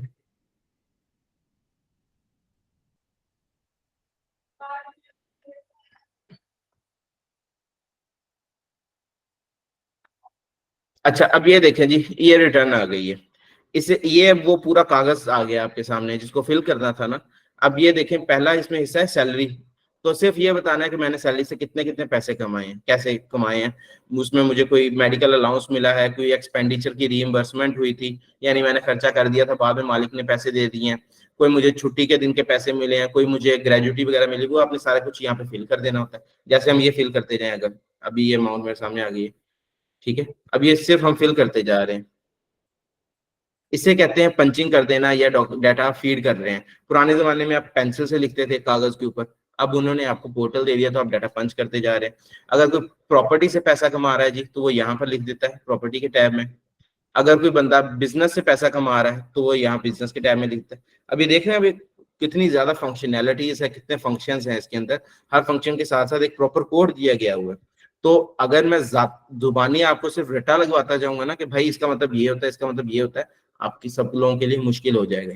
आप बार बार रिकॉर्डिंग को देखा करेंगे कि यार यहाँ पे सर ने क्या बोला था, इसका क्या मतलब होता है। हम लोग कैसे चलेंगे, हम लोग लीगल वे में चलेंगे।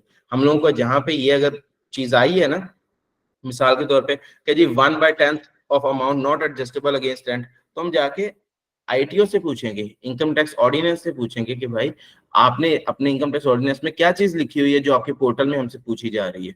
एक दफा जब हम वहां से लीगल प्रोविजन देख लेंगे ना, फिर उस चीज में हमें कभी मसला नहीं होगा। जब हम इनकम टैक्स ऑर्डिनेंस को पढ़ना सीख लेंगे, फिर ये आईरस हमारे लिए बिल्कुल समझ ले बाएं हाथ का खेल होगा। तो ये तो चीज ही रिटर्न ऑफ इनकम। सर मतलब कि जो भी पंचिंग वगैरह होगी उसके सोर्स ऑफ इनकम के बेस्ड पर ही होती होगी ना? बिल्कुल सर, आपके पास अपना सोर्स ऑफ इनकम पड़ा होगा ना। आपको पता है कि मुझे तनख्वाह मिल रही है 10 लाख रुपए साल में, ठीक है, फिर आपको पता है कि मुझे इसके अंदर से जो है जी 40,000 रुपए मेडिकल अलाउंस मिल रहा है, 2 लाख रुपए मुझे हाउस रेंट अलाउंस मिल रहा है। अब ये सारी चीजें आपको पता होंगी, ये आपके पास कोई पे स्लिप होगी, आपके पास कोई बैंकिंग ट्रांजैक्शन होगी जो आपकी कंपनी की तरफ से हुई होगी। ये सारे सोर्सेज होते हैं, डॉक्यूमेंट्स होते हैं जिनसे आप अपनी रिटर्न फाइल करते हैं। तो उसके बाद आप पंचिंग करना शुरू कर देते हैं। आपके पास रेलेवेंट फील्ड्स अवेलेबल होंगी आईरस के अंदर, जहां जहां पे आपके पास डाटा मौजूद है वहां पे आपका डाटा पुट हो जाएगा, बाकी फील्ड्स खाली रह जाएंगी। अब देखें, एक बिजनेसमैन की फील्ड है ना, तो वो वहां पे आप डाटा नहीं पुट करेंगे अगर आप सैलरी ले रहे हैं, ठीक है। अगर आप बिजनेसमैन है तो आप सैलरी वाली जगह खाली छोड़ देंगे। इस तरह से पंचिंग करनी है, बड़ा इजी सा मेथड है। अच्छा जी, कंटिन्यू करता हूं मैं। तो ये थी रिटर्न फाइलिंग। अगली चीज आ जाती है जी इसके अंदर नोटिस। अब नोटिस क्या होता है, जब आप ये सारी पंचिंग कर देते हैं ना, पंचिंग करने के बाद आप इसको सबमिट कर देते हैं। सबमिट करने का मतलब है कि आपने रिटर्न को फाइल कर दिया, भेज दिया, एफबीआर के पास ये चली जाती है। अब अगर इसमें कोई गलती होती है ना, या आपको इनकम ज्यादा बता देते हैं, क्योंकि एफबीआर का डाटा तमाम इदारों से, कमोबेश तमाम इदारों से इंटीग्रेटेड होता है, जिसके अंदर तमाम बैंक्स आ जाते हैं पाकिस्तान के, तमाम लैंड रेवेन्यू के डिपार्टमेंट्स आ जाते हैं, नादरा आ जाता है, इसके अंदर आपके जो है ऑटो व्हीकल्स के तमाम डिपार्टमेंट्स आ जाते हैं, एक्साइज टैक्सेशन के तमाम डिपार्टमेंट्स आ जाते हैं। तो एफबीआर हर तरफ से देख रहा होता है कि टैक्स पेयर ने कहीं कोई प्रॉपर्टी तो नहीं खरीदी, कोई बैंक में कितना पैसा पड़ा है इसका, इसने गाड़ियां कितनी ली हैं, गाड़ी बेची कब है, प्रॉपर्टी बेची कब है, ये तमाम चीजें एफबीआर देख रहा होता है। ये सिम्स कौन सी इस्तेमाल करता है, पैसे कितने, बैलेंस कितना करवा रहा है, एक एक चीज का पता होता है। जब आप रिटर्न में गलती करते हैं ना, कुछ चीजें छुपाते हैं या कुछ चीजों को शॉर्ट करके लिखते हैं, तो एफबीआर आपको एक नोटिस भेज देता है। नोटिस भेज के वो कहता है कि भाई आपने यहाँ पे गलती की है या कोई चीज छुपाई है मुझसे, मुझे तो फला एंड से ये चीज पता चल गई है, तो अब आप मुझे इसका जवाब दो कि आपने ये गलती क्यों की थी। या तो अगर आपके पास कोई पॉजिटिव उसका जवाब है जिससे आप इस चीज को क्लेम कर सको कि नहीं भाई ये गलती नहीं थी, मैं सच्चा हूँ, एफबीआर झूठा है, तो आप तब भी इसका रिप्लाई दो। तो इस चीज को कहा जाता है जी नोटिस और उसका रिप्लाई।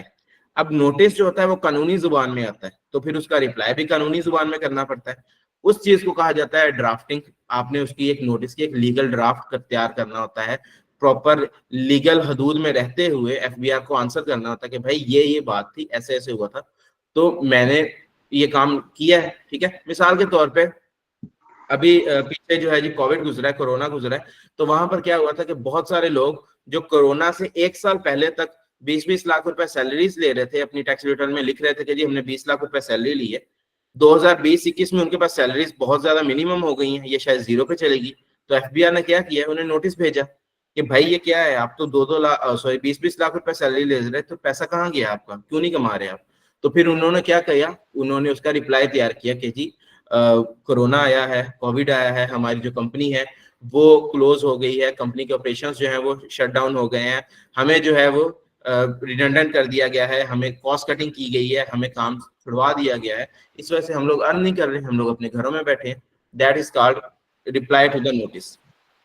तो आपको रिप्लाईज करना सिखाए जाएंगे। और इसके साथ साथ आज तक हमारे जितने भी कॉर्पोरेट क्लाइंट्स को, इंडिविजुअल क्लाइंट्स को जो जो नोटिस जिस सेक्शन के तहत आ चुका है, there were plenty of notice and their replies, वो तमाम नोटिस और रिप्लाईज भी आप लोगों के साथ शेयर कर दिए जाएंगे ताकि आप लोग उनसे उन्हें प्रॉपर स्टडी करें और फिर उन्हें ही यूज करते हुए फर्दर रिप्लाईज वगैरह में भी अपनी मदद कर सकें। उसके बाद आ जाते हैं जी अपील्स की तरफ। आप सबको पता है, मैं पहले गाइड कर चुका हूँ कि अपील जो है वो ये होता है कि एफबीआर ने आपको नोटिस भेजा, आपने उसका रिप्लाई कर दिया। अब अगर एफबीआर आपसे आपके उस रिप्लाई से राजी नहीं है ना, तो वो आपके ऊपर केस कर देगा। या फिर ये होगा कि एफबीआर ने जो फैसला किया है उससे आप राजी नहीं होंगे तो आप एफबीआर के खिलाफ अपील कर दोगे, या एफबीआर के किसी भी ऑर्डर के खिलाफ आप अपील कर दोगे। तो अब ये जो है अदालती मामला यहाँ से शुरू हो जाएंगे, ठीक है। और इन अदालती मामलात में जो है वो different step by step litigation होती है। सबसे पहले इसमें जी आपके पास फॉरम्स ऑफ अपील में कमिश्नर अपील्स का एक फॉरम आ जाता है, उसके बाद अपीलेट ट्राइब्यूनल आ जाता है, उसके बाद आपके पास एक ऑप्शन एडीआरसी का आ जाता है। एडीआरसी आप समझ लें कि पंचायत का एक निज़ाम होता है, बिल्कुल पंचायत वाला निज़ाम नहीं होता, पढ़े लिखे लोग होते हैं सारे क्वालिफाइड, बट उसका जो कॉन्सेप्ट है वो पंचायत वाला होता है, यानी कि आप अदालत से बाहर अपने मामला को हल कर रहे होते हैं। और ये जो है वो लीगल एक टर्म है, सिर्फ टैक्स से रिलेटेड नहीं है। उसके बाद जनाब इसमें बात आगे चली जाती है, फिर आप चले जाते हैं डिफरेंट कोर्ट्स में, फिर आप हाई कोर्ट्स में जाते हैं, फिर उसके बाद आप सुप्रीम कोर्ट तक जाते हैं। सो ये सारे लीगल स्टेप्स हैं जो आप एफबीआर के खिलाफ ले सकते हैं, या एफबीआर आपके खिलाफ अगर ले रहा होगा आपके क्लाइंट के खिलाफ, तो आपने अपने क्लाइंट को डिफेंड करना है इन फोरम्स पे, ठीक है। और यहाँ पर अब वो बात आ गई है जिसके लिए मैंने पहले कहा था कि मैं उस टाइम पे जाके वो बताऊंगा, वो मिस डिस्कस भी कर रही थी कि इसके अंदर अब अगर तमाम फोरम्स के ऊपर कोई बंदा पेश होना चाह रहा है तो उसके लिए जरूरी है कि वो वकील हो, ठीक है। अगर वो वकील नहीं है तो फिर वो चार्टर्ड अकाउंटेंट होना चाहिए। अगर वो चार्टर्ड अकाउंटेंट है तो वो हाई कोर्ट तक पेश हो सकता है, ठीक है जी, हाई कोर्ट तक वो अपने केसेस को डील कर सकता है। और अगर वो बंदा चार्टर्ड अकाउंटेंट भी नहीं है तो फिर एफबीआर ने एक चीज मुतारिफ करवाई है, आईटीपी, इनकम टैक्स प्रैक्टिशनर। वो क्या कर सकता है, वो 2 फॉरम्स ऑफ अपील तक अपने आप को प्रेजेंट कर सकता है, जिसमें पहला फॉरम ऑफ अपील है कमिश्नर अपील्स और दूसरा फॉरम ऑफ अपील है अपीलेट ट्राइब्यूनल, ठीक है। यहाँ पर 2 जगहों पे आईटीपी पेश हो सकता है। अगर आप आईटीपी से भी पीछे आते हैं, आप कहते हैं कि मैं आईटीपी भी नहीं हूँ, मैं जस्ट एक अकाउंटेंट हूँ और लेकिन मैं टैक्स का काम कर रहा हूँ, तो कोई भी बंदा आपको टैक्स के काम करने से नहीं रोकेगा। कंसल्टेंसी करना बिल्कुल आपका राइट है, आप कर सकते हैं क्योंकि आप अकाउंट्स जानते हैं। आप इनफैक्ट आप अकाउंट्स भी ना जानते हो, आपकी कोई और भी क्वालिफिकेशन हो, बट अगर आपने कोई किसी से सीखा है काम तो आप कर सकते हैं। सिर्फ नहीं कर सकेंगे तो वो है लिटिगेशन। तो आई होप कि notice, replies, appeals, litigation, return, ये सारे कॉन्सेप्ट्स आप लोगों ने समझ लिए होंगे। अच्छा जी, यहाँ तक किसी का कोई सवाल है तो पूछ सकते हैं, फिर मैं मॉड्यूल 5 पे जा रहा हूँ। अच्छा, क्वेश्चन वही था कि आवाज आ रही है सर आपको? जी मुझे आवाज आ रही है, काइंडली 1 बाय 1 क्वेश्चन कीजिएगा। जी सर, क्वेश्चन यही था कि आप हमारे पास कोई आपकी आवाज बिल्कुल खराब हो गई है सर। अब आ रही है सर आवाज आपको? जी जी जी जी आ रही है। बस मैं कह रहा हूँ क्वेश्चन यही था कि अगर हमारे पास बीकॉम या कोई इस तरह की डिग्री ना हो अकाउंटिंग की, तब भी हम रिटर्न फाइलिंग की हद तक जो है वो काम कर सकते हैं, ऐसा ही है सर? बिल्कुल सर, आप रिटर्न फाइलिंग की हद तक काम कर सकते हैं। और अगर मैं इसको थोड़ा सा और हायर लेवल पे जाके आपको आंसर करूं तो चीज ये है कि जो कंसल्टेंसी का काम होता है ना, आपने अक्सर लफ्ज सुना होगा फर्म, कभी भी बहुत कम ये वर्ड यूज किया जाता है जी कंसल्टेंसी कंपनी। तो बेसिकली कंसल्टेंसीज जो होती हैं या लीगल एडवाइजरीज जो होती हैं, ये in the form of firm चलती हैं। फर्म का मतलब होता है एक से ज्यादा लोगों की पार्टनरशिप, ठीक है। पार्टनरशिप में सारे लोग तकरीबन बराबर होते हैं, बस अगर कोई फर्क हो सकता है तो उनकी पार्टनरशिप की जो शेयर है उसके हिसाब से फर्क हो सकता है, लेकिन तमाम लोग तकरीबन एक ही हैसियत के होते हैं, इसीलिए वो पार्टनर्स होते हैं।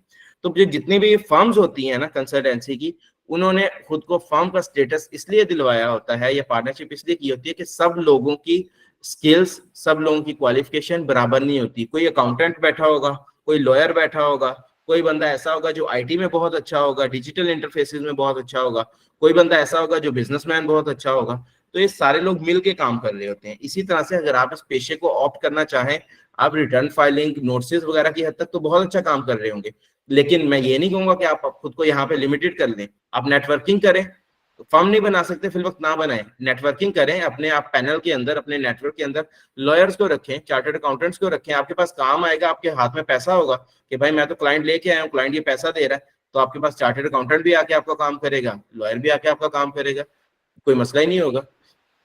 वो सिर्फ उस हद तक होता है। ये जो बातें लिखी हुई हैं कि आईटीबी होगा तभी सब कुछ होगा, ये सिर्फ एक जाती हैसियत तक की बातें हैं कि अगर मैंने सारे काम खुद ही करने हैं तो फिर मुझे चार्टर्ड अकाउंटेंट भी होना चाहिए, मुझे वकील भी होना चाहिए। बट दुनिया ऐसे नहीं चलती।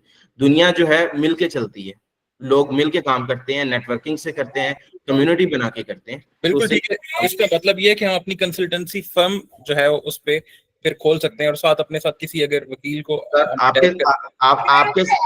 आपके साथ एक लॉयर होगा, काइंडली म्यूट कीजिएगा, आपके साथ एक लॉयर होगा तो आप पूरी एक लॉ फर्म खोल सकते हैं, ठीक है। आपके पास एक चार्टर्ड अकाउंटेंट आ जाता है, आप सीए फर्म खोल सकते हैं। तो जस्ट वो एक लाइसेंसिंग के लिए आपको एक फॉर्मेलिटी की जरूरत होती है। अदरवाइज मैं पर्सनली ऐसे बहुत सारे लोगों को जानता हूँ जो ना चार्टर्ड अकाउंटेंट है ना लॉयर है, बट उनकी नेटवर्किंग अच्छी चलती है, उनके पैनल के ऊपर ही इतने लॉयर्स और इतने चार्टर्ड अकाउंटेंट्स होते हैं कि क्लाइंट उनके पास आ रहा है और वो काम आगे लोगों से करवा के दे रहे हैं। इनफैक्ट खुद भी बहुत कुछ सीख चुके हैं। अच्छा, आगे चलते हैं जी।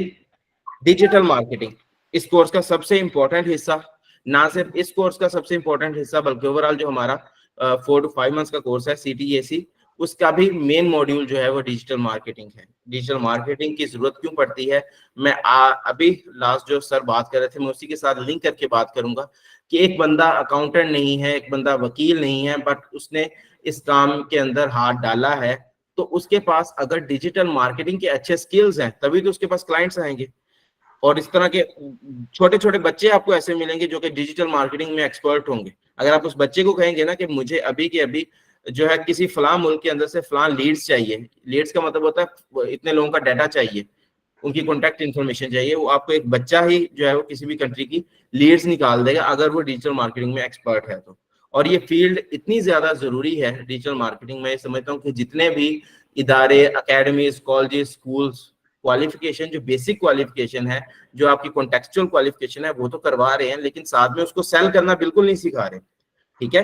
मैं फॉर एग्जांपल मैं एक वकील बन जाऊं, मैं एक लॉयर बन जाऊं, मैं ये कोर्स कर लेता हूं, मैं बैठ गया हूं अपनी एक फर्म बना के, अपनी एक कंसल्टेंसी बना के, अपना एक ऑफिस बना के, मेरे पास मैक्सिमम कितने लोग आ जाएंगे, मेरे पूरे शहर के लोग आ जाएंगे मेरे पास।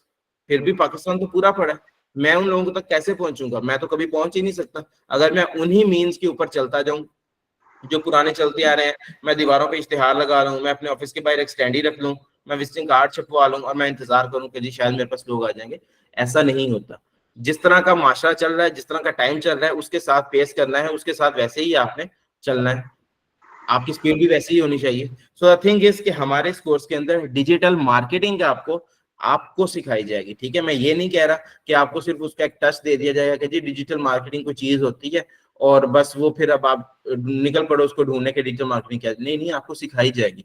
आपको प्रॉपर फेसबुक पेजेस बना के उनके ऊपर एड्स लगाना सिखाए जाएंगे, व्हाट्सएप एड्स लगाना सिखाए जाएंगे, जिस तरह के एड्स आप दूसरे लोगों पे देखते हैं, लाइक कि हमसे टैक्स का फलां काम करवा लें, कंपनी से रजिस्ट्रेशन करवा लें, इस तरह के एड्स आप अपने खुद लगा रहे होंगे। आपके पास डायरेक्टली एक ही जगह पे बैठे बैठे पूरे पाकिस्तान से लोग आ रहे होंगे।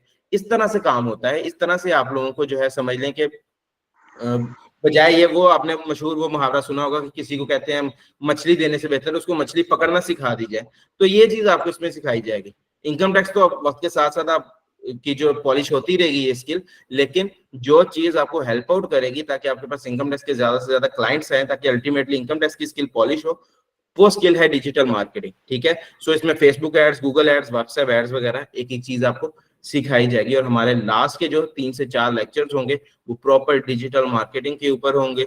और इंशाल्लाह इसके बाद आपको किसी को हायर नहीं करना पड़ेगा कि भाई मुझे टैक्स का काम तो आता है लेकिन मेरे पास क्लाइंट नहीं है तो आप मुझे क्लाइंट्स दिलवा दो। नहीं, ये नहीं करना पड़ेगा आपको। आपकी अपनी कैंपेन्स चल रही होंगी, आपके अपने एडवर्टीजमेंट चल रही होगी, आप लोग खुद अपने एड्स रन कर रहे होंगे, जिसमें आपको कॉस्ट की भी बहुत ज्यादा सेविंग होगी। और सेकेंडली आपको पता होगा कि आपके पास जो लोग आ रहे हैं वो कहाँ से आ रहे हैं, क्या वाकई ही वो आपके क्लाइंट्स हैं या आपके पास कोई बस एवं ही लोग आई जा रहे हैं जो कि इंटरेस्टेड ही नहीं है। ये कुछ भी ऐसा भी बहुत कुछ होता है मार्केट में। आप किसी से कहते हैं ना कि मुझे जी डिजिटल मार्केटिंग करवानी है या डिजिटल कैंपेन्स चलवानी है, वो आपको लोग तो बहुत सारे दे देंगे, लेकिन वो इस तरह के लोग होंगे जो कि आपके काम में कोई ऐसे बहुत इंटरेस्टेड नहीं होंगे, बस पूछ के जाने वाले होंगे। जब आप खुद कर रहे होंगे तो आप बैठ के माइंड में सोचेंगे कि यार मुझे किस तरह की कैंपेन रन करनी चाहिए, मुझे किस इलाके को टारगेट करना चाहिए, किस एज को टारगेट करना चाहिए, क्या उन लोगों का पेशा होना चाहिए, वो कितना कमा रहे हो, ये सब जो है वो पैरामीटर्स होते हैं। और इंशाल्लाह ये चीजें भी आपको आपके रेलेवेंट टीचर इंशाल्लाह सिखाएंगे। अब जी नेक्स्ट चलते हैं। ये सर एक क्वेश्चन था। जी जी सर सर सॉरी मैंने थोड़ा सा लेट ज्वाइन किया था, मुझे ये बताइएगा कि ये कंपनी रजिस्ट्रेशन वगैरह भी सिखाएंगे आप? प्राइवेट कंपनी कैसे रजिस्टर करते हैं, एओपी कैसे करते हैं, सोल प्रोप्राइटर कैसे करते हैं? जी इसको उसमें आपके include है? जी सर, आपके आने से पहले इस चीज का आंसर हो चुका है कि ये जो कोर्स है ये है इनकम टैक्स का कोर्स, ठीक है। इसके अंदर जो अभी आपने जिक्र किया है, इसके अंदर आपको एओपी जरूर सिखाया जाएगा, एसोसिएशन ऑफ पर्संस। इसके अंदर आपको सोल प्रोप्राइटर जरूर सिखाया जाएगा, जो कि, और इसके अंदर आपको पार्टनरशिप फर्म भी सिखाई जाएगी। लेकिन कंपनी की अगर आप बात कर रहे हैं तो उसके लिए मैंने सबको आपके आने से पहले बता दिया है कि जो हमारा मेन कोर्स है CDCA certified tax and corporate adviser, उसके अंदर कॉर्पोरेट का मॉड्यूल है, ठीक है। मैं आपके जो भी कोऑर्डिनेटर्स हैं मैं उन सबसे गुजारिश करूंगा कि आप तमाम लोग सब, बल्कि ग्रुप के अंदर ही जो CDCA है उसकी भी फाइल शेयर की जाए। वो 4 से 5 महीनों का कोर्स है, उसके अंदर इनकम टैक्स है, सेल्स टैक्स है, कंप्लीट कॉर्पोरेट मैटर्स हैं, SECP के, इंटेलेक्चुअल प्रॉपर्टी ऑर्गेनाइजेशन है, चैम्बर ऑफ कॉमर्स है, पाकिस्तान सॉफ्टवेयर एक्सपोर्ट बोर्ड है, इंपोर्ट एक्सपोर्ट है, पाकिस्तान सिंगल विंडो और इस तरह के दीगर जो इदारे हैं, एनजीओ रजिस्ट्रेशन वगैरह, ये तमाम चीजें उस कोर्स का हिस्सा है। बट ये कोर्स पर्टिकुलर सिर्फ इनकम टैक्स का है। सही sir, thank you sir. Welcome sir. तो आप अगर शिफ्ट करना चाह रहे हो, और हमारे हर CDCA कोर्स जो कि मेन कोर्स है उसका फर्स्ट मॉड्यूल इनकम टैक्स होता है, तो आप में से कोई भी बंदा जो इनकम टैक्स कर रहा हो वो अपने आप को कंप्लीट कोर्स में शिफ्ट करवा सकता है, और उसका इनकम टैक्स वैसे ही चलता रहेगा। इनकम टैक्स के बाद सेल टैक्स और फिर ऑनवर्ड चलती जाएंगी। अच्छा जी, ये कुछ छोटी छोटी सी चीजें हैं, चीजें तो खैर बहुत बड़ी हैं, बट छोटी से मुराद ये कि इन डिटेल जो है इन डेप्थ लिखी हुई है ये चीजें। तो आपके लिए ये तो बहुत एक चीज लेंथी और बोरिंग हो जाएगी, मैं एक चीज यहाँ पे एक्सप्लेन करना शुरू कर दूं। इतना बताता हूँ जी, फर्स्ट मॉड्यूल आइरस आ गया। आइरस के अंदर ये तमाम चीजें आपको सिखाई जाएंगी, आप लोग इसको बाद में पढ़ लीजिएगा। हाँ, फिर वक्त इसके अंदर किसी का क्वेश्चन है तो वो भी पूछ सकता है वो एनी टाइम, ठीक है। ये तमाम चीजें आपको आइरस के अंदर सिखाई जाएंगी। उसके बाद इनकम टैक्स पे हम चले जाएंगे जी।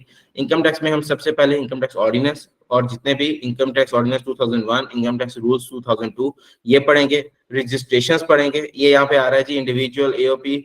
अच्छा हाँ, कंपनी की जो रजिस्ट्रेशन टैक्स के पर्पजेस के लिए FBR में करवाई जाती है ना, वो जरूर सबको करवाई जाएगी, but company registration in SECP वो कॉर्पोरेट का मॉड्यूल है। उसके बाद आपकी NGOs, NPOs वगैरह ये सब कुछ आपको करवा दिया जाएगा। जितने भी हेड्स ऑफ इनकम है जी, जहां जहां से इनकम कमाई जा सकती है, उसकी तमाम हेड्स ऑफ इनकम की प्रॉपर जो है इंडिविजुअल रिटर्न्स आपको करवाई जाएंगी। उसके बाद हर तरह के टैक्स रिजीम आपको सिखाए जाएंगे, normal tax regime, final, minimum, separate block of income. FBR का आइरस का पोर्टल इन डेप्थ आपको सिखाया जाएगा। उसके बाद जी नोटिस आते हैं, थोड़ा बहुत इस पेशे से वाबस्ता है उन्हें इस चीज का आइडिया होगा ये नोटिस क्या है, क्या क्या सेक्शंस लिखे हुए हैं। हर नोटिस जो है ना जी, हर सेक्शन के हिसाब से आता है, ठीक है। मिसाल के तौर पे एक सेक्शन है, सेक्शन नंबर 114, और सेक्शन नंबर 114 कहता है कि हर बंदे ने अपनी रिटर्न जमा करवानी है, इनकम टैक्स की रिटर्न जमा करवानी है।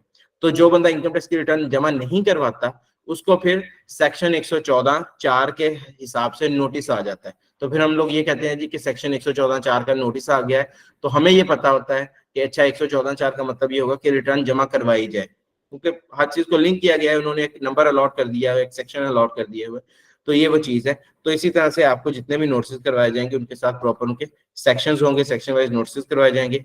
ये सारे नोटिस ही हैं जी आपके साथ। उसके बाद विद होल्डिंग टैक्सेस होते हैं। विद होल्डिंग टैक्सेस ये होते हैं जी कि जिस तरह कोई बंदा सैलरी ले रहा है तो उसका जो ऑनर होता है वो पैसे सैलरी में से पैसे काट के उसको सैलरी देता है। इस तरह से और बहुत सारी जगह पे होती है। आप डिविडेंड लेते हैं, कंपनी टैक्स काट के डिविडेंड दे देती है। प्राइस बॉन्ड बैंक से लेने जाते हैं, वो कहते हैं भाई मैं पहले अपने पैसे काट लूं जो मैंने हुकूमत को जमा करवाने हैं, बाकी प्राइस बॉन्ड आप ले लो। आप बैंक में पैसे रखवाए हुए हैं, सेविंग अकाउंट है, वहां से आपको मुनाफा मिल रहा है, वो भी आपको टैक्स काट के पैसा दे रहे होते हैं। तो वो सारा टैक्स बेसिकली जा कहाँ रहा होता है, वो सारा के सारा टैक्स आपके पोर्टल में कैसे शो होना है कि आपका कहाँ कहाँ पे कटा है, और फिर आपने उस टैक्स को वापस कैसे लेना है, उसका रिफंड कैसे लेना है, ये जितने भी टैक्सेस आपके क्लाइंट्स के कट रहे होते हैं ना जी, ये बेसिकली इसलिए नहीं कट रहे होते कि ये लाजमी तौर पे एफबीआर के पास जाने ही जाने हैं। एफबीआर के पास सिर्फ उस बंदे का टैक्स जाता है जिसकी इनकम 6 लाख से ज्यादा होती है, सालाना इनकम 6 लाख से ज्यादा होती है, माहाना इनकम 50,000। बाकी जो अगर कोई बंदा जिसकी सालाना इनकम 6 लाख से कम है ना, वो बंदा एफबीआर को टैक्स नहीं देता। उसके जो टैक्सेस इस तरह से कट जाते हैं ना ऑटोमेटिकली, ये सारे के सारे टैक्सेस उसको रिफंड होते हैं, वापिस होते हैं। और रिफंड वाला काम बहुत कम लोग करते हैं, क्लाइंट्स को करके नहीं देते। हम लोग आपको, मैं प्रॉपर आपको रिफंड्स क्लेम करना सिखाऊंगा। एक मुश्किल काम होता है कि जी एफबीआर के जो पैसा एफबीआर ने ले लिया होता है वापस उसके मुंह से निकालना होता है। जब आप ये काम अपने क्लाइंट्स को करके देंगे ना, उनके डूबे हुए पैसे उनको निकाल के देंगे, तब आपका क्लाइंट आपके पास रिटेन करेगा, तब वो आपको नहीं छोड़ के जाएगा। ये तब वो, और जो 100 बंदे उसको कहते हैं कि भाई आप हमसे काम करवा ले, हम ये करेंगे, नहीं, वो कहेगा कि भाई रिफंड्स तो कोई भी नहीं क्लेम करवा रहा, बहुत कम लोग करवाते हैं, ये बंदा है जो मुझे रिफंड निकलवा के दे रहा है। तो आपको कंप्लीट रिफंड्स के बारे में भी गाइड किया जाएगा जी। अच्छा जी, इनकम टैक्स रिटर्न हर तरह की, उसके बाद वेल्थ स्टेटमेंट्स होती हैं आपकी, विद होल्डिंग स्टेटमेंट्स होती हैं, हर तरह के नोटिस, उनके replies, drafting, representation before officer, आपने कैसे ऑफिसर से बात करनी है, ऑफिसर आपको कहाँ मिलेंगे, आपने ऑफिसर के पास जाना कैसे है, हियरिंग कैसे होती है, ऑर्डर शीट को कैसे आपने हैंडल करना है, ये सारी आपको लीगल चीजें भी सिखाई जाएंगी। तो उसके बाद जनाब आपकी हर तरह की असेसमेंट ऑर्डर्स होते हैं। अब असेसमेंट ऑर्डर्स क्या होते हैं, समझ लें कि आप रिटर्न फाइल नहीं करते तो एफबीआर जबरदस्ती आपकी रिटर्न फाइल कर देता है अपने एंड से, उसको असेसमेंट ऑर्डर कह दिया जाता है। बाकी इसमें कुछ मजीद भी डिटेल्स हैं, वो फिर हम कोर्स में करेंगे ही करेंगे। अच्छा, रिफंड्स का कंप्लीट प्रैक्टिकल प्रोसीजर यहाँ पे आपको आ गया जी, रिफंड्स की एप्लीकेशन और रिफंड लेके देंगे आपको यहाँ तक के।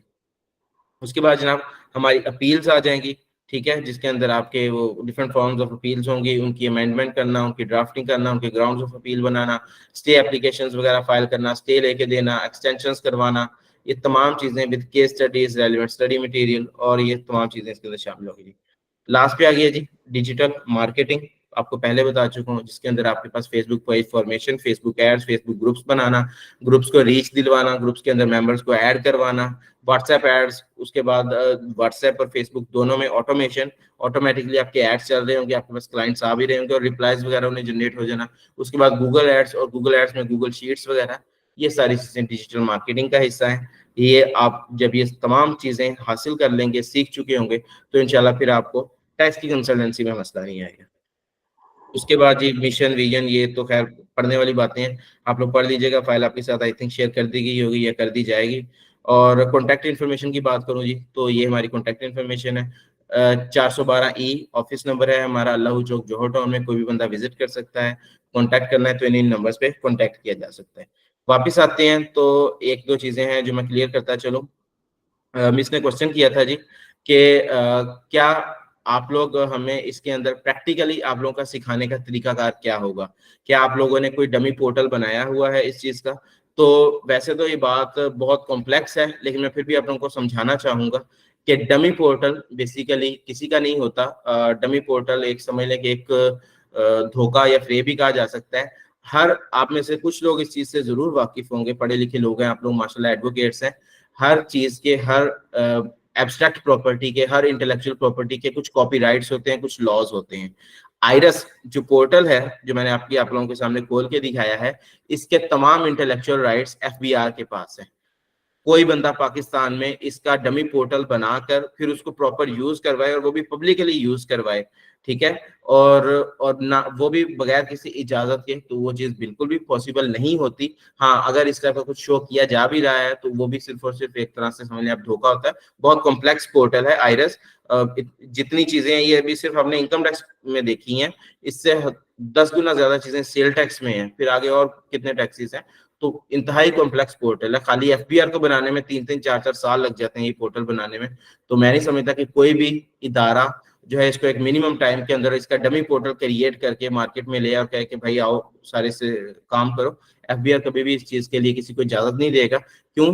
क्योंकि कोई भी डमी पोर्टल 100% एफबीआर की कॉपी नहीं बन सकता। अगर एफबीआर की कॉपी नहीं बन सकता तो वो डमी पोर्टल क्या करेगा, वो लोगों को थोड़ा सा समझने के मिसगाइड करेगा, क्योंकि उसके अंदर पूरे फीचर्स ही नहीं है, ना ही वो पूरी तरह से अपडेटेड होगा।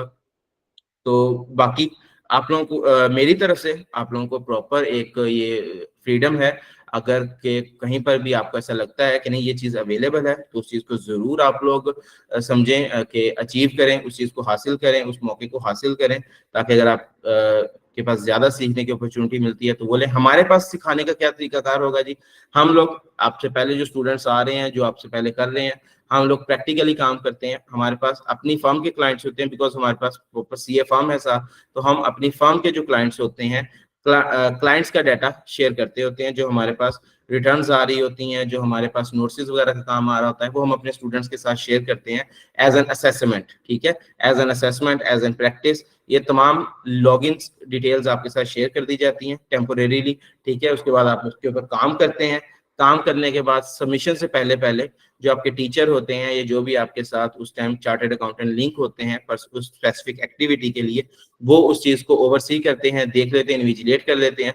उसमें जो गलतियां होती हैं वो फिर क्लास में गाइड भी कर दी जाती हैं या सेपरेटली समझा दी जाती हैं। उसके बाद वो फाइलिंग कर दी जाती है। ठीक है, उसके बाद नेक्स्ट क्लाइंट, नेक्स्ट कोई चीज़, वो किसी ना कि इसी तरह से हर स्टूडेंट के पास कोई ना कोई डाटा होता है। तो हमारा ये तरीकाकार है। और आईटीपी के लाइसेंस के लिए मैंने ऑलरेडी बता दिया है। आई डोंट थिंक कि कोई इंस्टीट्यूट जो है वो एक्सपीरियंस लेटर में किस तरह से किसी को हेल्प आउट कर सकता है, but as far as we are concern with an tax consultancy firm, तो मैं यहाँ पर ये बता चुका हूँ आप लोगों को ऑलरेडी कि बेसिकली आईबीई जो है वो प्रोजेक्ट है सीए फर्म का वर्चुअल टैक्स का। तो virtual tax properly experience letter भी आपको इशू करेगी, आईटीपी के लाइसेंस के लिए आपकी एप्लीकेशन भी फाइल करेगी। और ये बात भी मैं ऑन रिकॉर्ड को इतनी शेयर करना चाहता तो नहीं था, बट मैं फिर भी शेयर कर देता हूँ कि जहाँ कहीं पे आपको आईटीपी के लाइसेंस में इश्यूज होंगे, तो हम आउट ऑफ द वे जाके ना सिर्फ किताबी बातों से या एप्लीकेशंस की हद तक आपको उसमें मदद करेंगे, बट हमारे जो भी सोर्सेज होंगे, आप समझ लें कि आपको बैठे बिठाए आपको आईटीपी का लाइसेंस मिल जाएगा। उसमें आप लोगों को फिक्र नहीं करना पड़ेगी कि हमारे इंटरव्यू में हमारे साथ क्या होगा, कमिश्नर कौन होगा, कैसे होगा, वो ऑटोमेटिकली सब कुछ फर्म की तरफ से हो जाएगा। ठीक है, सॉरी सर, एक क्वेश्चन है, ये इसके लिए कोई पेपर देना पड़ता है आईटीपी के लिए? सर इंटरव्यू होता है, इंटरव्यू। अच्छा, बस इंटरव्यू होता है, पेपर कोई नहीं होता?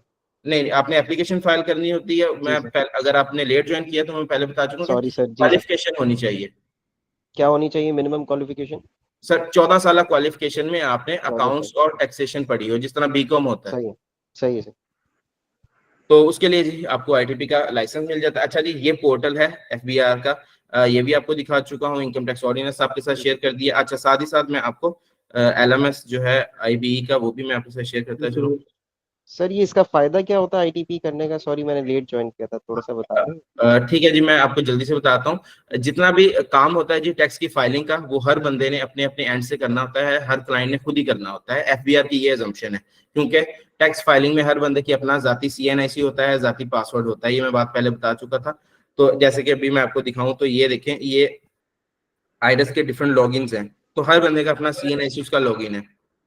कंसल्टेंट का कोई पोर्टल नहीं होता।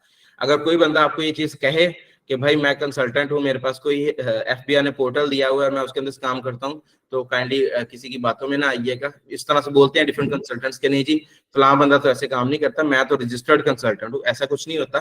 काम हर बंदे ने अपना खुद करना होता है। वो अपने लॉगिन क्रेडेंशियल्स दे देता है कंसल्टेंट को कि भाई मेरे बिहाफ पे आप मेरा काम कर दो, क्योंकि आपको टैक्स की नो हाउ है।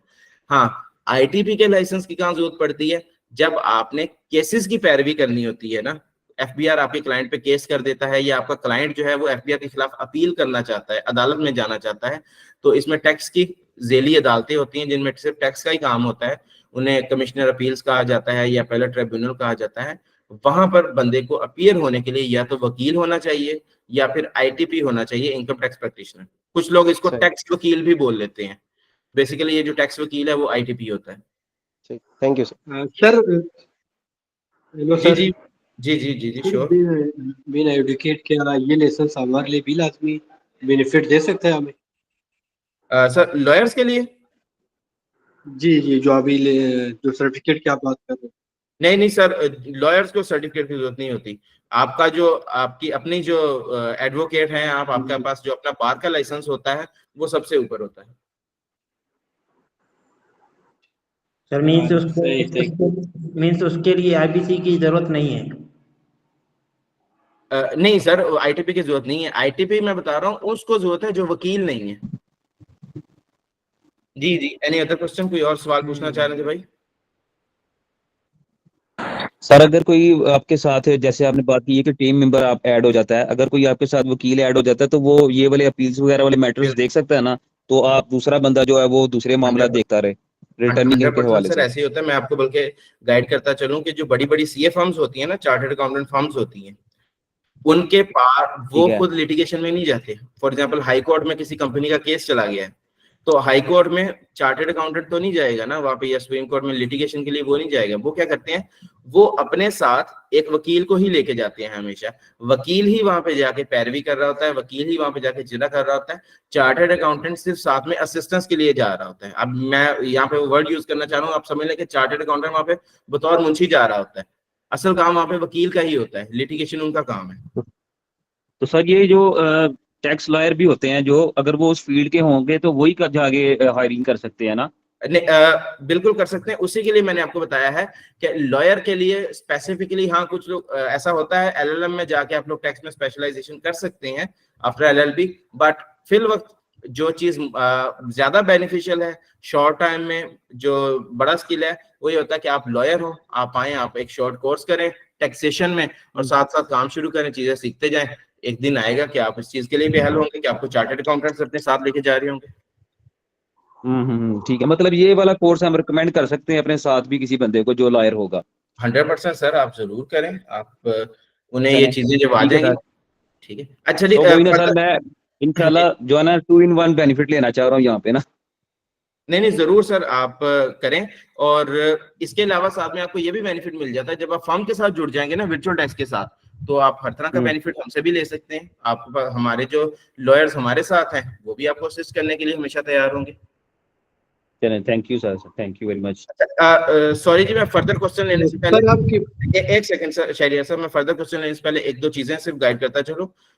एक तो जी ये पोर्टल है हमारा, ठीक है, आईबी का। इसके अंदर आपके तमाम कोर्सेज पड़े होते हैं। इसमें आपका ये एलएमएस आ रहा होगा। जैसे ही आप लोग अपनी जो एडमिशन के जो भी सिनेरियोस हैं उनसे निकल आएंगे, I don't know what you are facing with your coordinators, क्या चल रहा है, बट जैसे ही आपके कोऑर्डिनेटर आपका एडमिशन जो है वो करवा देंगे सक्सेसफुली, यहाँ पे आके आपकी रजिस्ट्रेशन होती हैं जी। और रजिस्ट्रेशन होने के बाद आप लोग अपनी फीस वगैरह पे कर देते हैं। फीस पे करने के बाद आपको एक लॉगिन आईडी मिल जाती है, ठीक है जी। लॉगिन आईडी और एक पासवर्ड मिल जाएगा। उसके बाद आपने आना है, आपने अपने एलएमएस के अंदर आके लॉगिन करना है। यहाँ पे आपके तमाम कोर्सेज वगैरह पड़े हुए होते हैं और यहीं से आपका कोर्स स्टार्ट हो जाएगा। एक ये चीज मैंने शेयर करनी थी। और सेकेंडली जो हमारा बड़ा कोर्स है CTCA, certified tax and corporate adviser, उसके लिए भी मैं आप सबको वेलकम करता हूं। अगर कोई बड़े कोर्स में आना चाह रहा है तो उसमें सेल्स टैक्स, कॉर्पोरेट, SECP वगैरह के तमाम काम, intellectual property organisation, chamber of commerce, PSAP और इंपोर्ट एक्सपोर्ट, PSW, ये तमाम चीजें उसमें हैं। 5 मंथ्स का वो कोर्स है और वो कोर्स में कोई आना चाह रहा है तो उसमें भी आ सकता है। उसकी इस टाइम डिस्काउंटेड फी 25,000 है, ठीक है। कुछ लोग हैं आप में से जो ऑलरेडी CTCA में ज्वाइन कर चुके हैं, बाकी लोग जो हैं वो सीटा के लिए हैं। बट अगर कोई और भी आना चाह रहा हो तो वो अपने जो रिमेनिंग पेमेंट है अगर वो करना चाहे तो 25,000 कंप्लीट करके पहली वाली फीस के साथ कुछ जो रह गए हैं वो करके 25,000, तो वो CTCA में भी आ सकता है। अब जी मेरी बातें यहाँ पे कंप्लीट हो चुकी हैं, अब आप क्वेश्चंस करें। सर इस कोर्स की क्या फीस है जो आप अभी बता रहे थे जिसका? इस कोर्स की सर वैसे तो इस कोर्स की फीस 20,000 है अभी। नहीं, जिस कोर्स का आप ओरिएंटेशन ले रहे हैं या? जी जी, ओरिएंटेशन जिसकी ले रहे हैं सर। सर इस कोर्स की वैसे फीस 20,000 है, अभी डिस्काउंटेड फीस है इसकी 10,000 रुपए, ठीक है। सिर्फ टैक्स सीजन के अंदर आप ज्वाइन कर सकते हैं। 10,000 रुपए में आपके पास 1-to-1 ऑनलाइन लेक्चर्स होंगे, ठीक है, फ्राइडे सैटरडे संडे पूरा मंथ। इसके साथ साथ आपके पास रिकॉर्डेड लेक्चर्स होंगे अप टू 1 ईयर। आपके पास कंप्लीट एक जो है पोर्टल शेयर किया जाएगा जिसके अंदर आप ये लेक्चर्स वगैरह देख सकते हैं 1 साल तक। उसके बाद 1 साल तक फर्म आपको फ्री ऑफ कॉस्ट असिस्ट करेगी और साथ में आपको सर्टिफाइड इनकम टैक्स एडवाइजर का सर्टिफिकेट भी दिया जाएगा। ये तमाम चीजें आपके इसी 10K में शामिल होंगी। सर ये कंपनी के बारे जी जी, कंपनी के बारे में क्या चीज पूछना चाह रहे हैं सर आप? सर ये इसमें सर ये असिस्टेंस भी कंपनी होगी, ये इनकम टैक्स प्रिपरेटर की जो आप बता रहे थे, पिटिशनर की, सॉरी, जी जी, इसमें असिस्टेंस भी कर देंगे आप इसमें हमारी? जी जी, वो इसी कोर्स में आएगा, इनकम टैक्स इसी IT, कोर्स में क्योंकि ये इनकम टैक्स का कोर्स है ना। तो जी सर। आपकी जो इनकम टैक्स प्रैक्टिशनर की जितनी भी चीजें होंगी, जो आपने सीखना होगा, जो भी गाइडेंस होगी, वो इसी कोर्स में आपके साथ शेयर कर दी जाएगी। ठीक है। जी और कुछ सर ये सवाल हो कंपनी किसी? के बारे में, सर ये जो कंपनी के बारे में जितनी भी मतलब इसका रजिस्ट्रेशन हो गया, उस कोर्स का क्या नाम है सर जो आप अभी बता रहे हैं? Certified tax and corporate adviser, ठीक है। उसके मैं एक काम करता हूँ, मैं आपके साथ ना, मुझे 1 सेकंड दीजिएगा, मैं फाइल ओपन करके आप लोगों को दिखाता हूँ। 1 सेकंड दीजिएगा मुझे। सर उसकी जो है आउटलाइन बता देना, मोस्ट वेलकम। जी जी मैं वही बता रहा हूँ।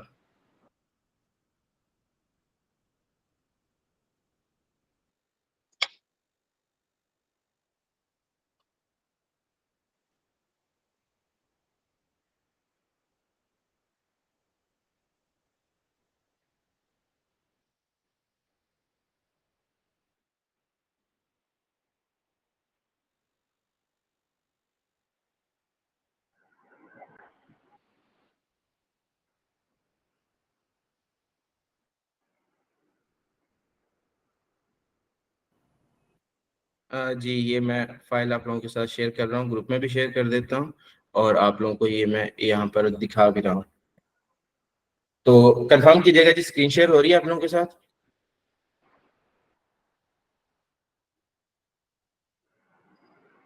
स्क्रीन शेयर हो? जी जी हो रही है, हो रही है। ठीक है जी। ये जी CTCA की फाइल है। तो स्टार्टिंग में तो वही सारी चीजें हैं कि जी इंस्टीट्यूट वगैरह के बारे में। अच्छा यहाँ पर चले जाएं जी। तो ये है कोर्स प्लान, जिसमें आपका मॉड्यूल 1 होता है IRS and basic accounting. Module 2 है इसका कंप्लीट इनकम टैक्स, जो आपने कोर्स करना है ना इनकम टैक्स वाला, वो इसका मॉड्यूल 2 है बेसिकली, ठीक है, एक मॉड्यूल है इसका। उसके बाद आपका मॉड्यूल 3 आ जाएगा कंप्लीट सेल्स टैक्स। फिर मॉड्यूल 4 आपका आ जाएगा SCCP एंड कॉर्पोरेट फाइलिंग, जिसमें तमाम कंपनीज वगैरह के मैटर होंगे। मॉड्यूल 5 आपका आ जाएगा intellectual property organisation and chamber of commerce. और मॉड्यूल ये जो मॉड्यूल 5 है, इसी के अंदर आपका PSAP, Pakistan software export board, और पाकिस्तान सिंगल विंडो भी आपको इसी में सिखाया जाएगा। और उसके बाद मॉड्यूल 6 होगा आपका डिजिटल मार्केटिंग का। तो ये इनकी कंप्लीट, ये इनकम टैक्स तो वही वाला है। Sorry sir, question. जी जी। अच्छा, हम इस कोर्स के बाद कोई क्लाइंटेज में भी आपकी सपोर्ट होगी या वो हमें खुद वर्किंग करनी? सर मैं तो बिल्कुल वही चीज शेयर कर चुका हूँ, शायद आपने लेट ज्वाइन किया हो। मैं बता रहा था कि जो नहीं मैं स्टार्ट से ज्वाइन है। ठीक है, आपने स्टार्ट से ज्वाइन किया। ये जो डिजिटल मार्केटिंग है ना, ये जब मैं आपको वही तो बात कर रहा था सर, कि बजाय ये कि मैं आपको क्लाइंट पकड़ना या मछली पकड़ना सिखाऊं, बेहतर नहीं है कि मैं आपको सॉरी मछली देने के बजाय बेहतर नहीं कि मैं आपको मछली पकड़ना सिखा दूं। आपको जब एक आप ऐड लगाएंगे ना, अगले दिन आपके पास 10 क्लाइंट्स होंगे इंशाल्लाह। ये मैं हल्फन बात कह रहा हूँ, ये ऑन रिकॉर्ड में बात कह रहा हूँ। आप एड्स आपके सामने चल रहे होते हैं, आपने ये ऐड ही तो शायद फिल किया होगा जो आप आज मेरे सामने बैठे हैं। बिल्कुल बिल्कुल बिल्कुल। जी इसमें मेरी गुजारिश है कि कैजुअल क्वेश्चंस के ज्यादा जो है ना फॉर्मल क्वेश्चंस किए जाए ताकि इन्फॉर्मेशन में इजाफा हो। सर कर लिया अगर ये कोर्स लेना तो ग्रुप में? हाँ जी बिल्कुल, नहीं बेसिकली सर फॉर्मल ही किया है, इनफॉर्मल तो कुछ ये कोर्स प्लानिंग कर लिया अगर आप ग्रुप में शेयर करें। नहीं कोई ऐसा मसला नहीं है। कोर्स के एंड पे जो है वो डिस्कशन आप कर सकते हैं, बिकॉज ओरिएंटेशन है, जो भी कंसर्न्स होते हैं वो तो पूछने ही पड़ते हैं, तो कोई बात नहीं। सॉरी सर, लेकिन कोर्स अगर जी किसी ने कोई भी लेना है तो आप लोग ग्रुप में जो है आपके एडमिन्स होंगे, ग्रुप के एडमिन्स देखिएगा, वहां पे मिस इकरा, मिस मुकद्दस, मिस यमन वगैरह होंगी। आप लोग जाएं वहां पे, उनसे राब्ता कर सकती हैं, या जिस कोऑर्डिनेटर ने आपको ग्रुप वगैरह ज्वाइन करवाए होंगे आप उनसे राब्ता करें कि जी हमने फलां कोर्स चाहिए, हमें 4 to 5 मंथ्स वाला कोर्स चाहिए, या हमें इनकम टैक्स का खाली 1 मंथ का कोर्स चाहिए। वो आपको उस टाइम जो है उसमें असिस्ट कर देंगे।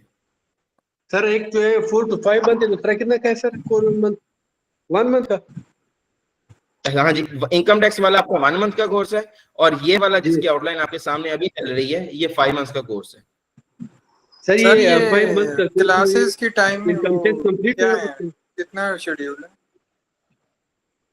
मैं बताता हूँ जी, दोनों सवालों का जवाब देता हूँ। एक तो सर ने पूछा कि क्लासेस की टाइमिंग का क्या स्केड्यूल है जी। तो बेसिकली कोर्स जो स्टार्ट हो रहा है ना, फ्राइडे सैटरडे संडे, ये मेन कोर्स स्टार्ट हो रहा है फ्राइडे सैटरडे संडे, 3 दिन क्लास हुआ करेगी, शाम को 8 बजे से लेके 10 बजे तक, ठीक है। तमाम प्रोफेशनल्स होते हैं, आपकी तरह काम करने वाले लोग, दिन के टाइम अपना जो मर्जी आप लोग काम करें, शाम को आके 8 से 10 आप पढ़ लें। Friday Saturday Sunday main course शुरू हो जाएगा, और इसका पहला मॉड्यूल जो है बेसिक अकाउंटिंग आईआरएस और इनकम टैक्स, यही स्टार्ट में चलेगा। उसके बाद जो जो लोग इनकम टैक्स में जिन्होंने एडमिशन लिया होगा वो ये चीजें कर लेंगे, और जहां पर उन्हें लगेगा कि भाई हम लोगों ने बस इनकम टैक्स ही करना था, हम लोगों को बस इसी कोर्स में एडमिशन लिया, वहां पे उन्हें उनके सर्टिफिकेट्स इशू कर दिए जाएंगे। और उसके बाद बाकी लोग जो कंप्लीट कोर्स में जिन्होंने एडमिशन लिया होगा उनका वहां से फिर आगे सेल्स टैक्स, कंपनीज और ये सारे मॉड्यूल चलते जाएंगे। कितनी देर की क्लास है? अगर कोई लेक्चर एक मिस क्लास हो जो है जाए सर तो क्लास उसका क्या बनेगा? क्लास 2 घंटे की होती है सर। Okay time. जी, और क्या कह रहे हैं सर आप? सर अगर क्लास कोई मिस हो जाती है तो उसका कोई बैकअप वगैरह होगा या क्या सीन होगा? जी सर, मैंने बिल्कुल अभी बताया, 1 साल तक आपके पास ये रिकॉर्डेड लेक्चर्स रहेंगे। ये मैं एलएमएस मैंने अभी आपको दिखाया था, ये हमारी वेबसाइट है, ये एलएमएस है। मैं बता रहा था कि जैसे ही आप एडमिशन लेंगे आपको लॉगिन आईडी पासवर्ड जनरेट करके दे दिया जाएगा। यहाँ पे आपके पास ये आपका कोर्स यहाँ पे आ जाएगा, ठीक है। सीटा जुलाई के नाम से या सीटीसीए जुलाई का बैच, जो भी आपके जिस बैच में आप ज्वाइन करेंगे आपका बैच यहाँ पे आ जाएगा। आपने उसमें एडमिशन लेना है, इसी में आपका तमाम स्टडी मटेरियल, रिकॉर्डेड लेक्चर्स और जजमेंट्स और प्रेसिडेंट्स वगैरह सारे नोट्स इसी के अंदर हुआ करेंगे आपके, और ये 1 साल तक आपके पास रहेंगे। सर हर बच्चे को बताया जाएगा या कुछ ऐसे होता है कि कुछ टीचर से कहते हैं असाइनमेंट एक का चेक कर दिया, दूसरों का चेक ही नहीं किया, तो इस हिसाब से भी थोड़ा अपना आइडिया देता? नहीं, मैं आपको स्टार्टिंग में ही बता देता हूँ ताकि ऐसा ना हो कि आप लोगों को बाद में कोई समझे कि आपके बात जो है स्टार्ट में की नहीं गई। लाइक 20 to 30 स्टूडेंट्स का अगर बैच है और उसके अंदर ऐसा नहीं होगा कि मैं डेली हर बंदे की असाइनमेंट्स चेक किया करूंगा। असाइनमेंट्स आपको दे दी जाएगी, आपकी असाइनमेंट्स वेबसाइट चेक कर रही होगी। ये तमाम डिजिटल असाइनमेंट्स होती हैं। जहां तक बात होगी पोर्टल्स की, जो आपका प्रैक्टिकल काम होगा वो तो डेफिनेटली टीचर्स ही चेक कर रहे होंगे या हमारा जो दूसरा चार्टर्ड अकाउंटेंट्स होंगे वो चेक कर रहे होंगे। लेकिन जहां तक बात होगी आपके शॉर्ट क्वेश्चंस, आपके ये क्विज वगैरह, असेसमेंट्स इस टाइप की, वो सारा कुछ ऑटोमेटिकली वेबसाइट कर रही होगी। आपको वेबसाइट रिजल्ट्स भी बना के दे रही होगी, उसमें आप लोगों ने फिक्र नहीं करना। आप जैसे ही वो अपना सबमिशन किया करेंगे अपनी असेसमेंट की, वेबसाइट आपको उसमें राइट आंसर्स भी बताया करेगी, वेबसाइट उनको चेक भी किया करेगी, आपकी प्रॉब्लम्स भी हाईलाइट किया करेगी। बॉस वो सर्टिफिकेट भी इशू होगा आफ्टर दिस? जी सर, सर्टिफिकेट इसमें इशू किया जाएगा, और मैंने पहले बता चुका है आपके आने से पहले कि हमारा जो सर्टिफिकेट है वो प्रॉपर क्यूआर कोड के साथ होता है। जहां कहीं पे आप उस सर्टिफिकेट को शेयर करेंगे किसी के भी साथ, अगर कोई बंदा क्यूआर कोड को स्कैन करता है तो हमारी फर्म की वेबसाइट पे आपका कंप्लीट डाटा होगा और अटेस्टेड डाटा होगा कि इस बंदे ने हमारे पास फलां टाइम पे ये वाला कोर्स किया था, फलां चार्टर्ड अकाउंटेंट, फलां सीनियर एडवोकेट इनके टीचर थे, ये उनके कॉन्टैक्ट नंबर्स हैं। हम लोग इस चीज को वेरीफाई करते हैं, हम लोग इस चीज की जिम्मेदारी लेते हैं कि जो बंदा आपके पास काम करने के लिए आया है वो वाकई ही इस काम के अहल है। तो सर इस फ्राइडे से क्लास है या नेक्स्ट फ्राइडे? इंशाल्लाह इसी फ्राइडे से सर। ये पहली ओरिएंटेशन क्लास आज हो गई है, नेक्स्ट जो है आपकी फ्राइडे को क्लास है। फ्राइडे तक तमाम लोग अपने एडमिशंस वगैरह को देख लें। फ्राइडे को एक नया ग्रुप बना दिया जाएगा फ्राइडे से पहले जो कंफर्म स्टूडेंट्स को होगा, और उसमें से आपकी क्लासेस जो है वो स्टार्ट हो जाएंगी। डन हो गया। हम फिर वो कोऑर्डिनेटर में से हैं, उन्हीं से कंफर्म कर लें सारे बाकी जो। जी बिल्कुल चीज आप कर सकते हैं उनके साथ में, सिकरा के साथ।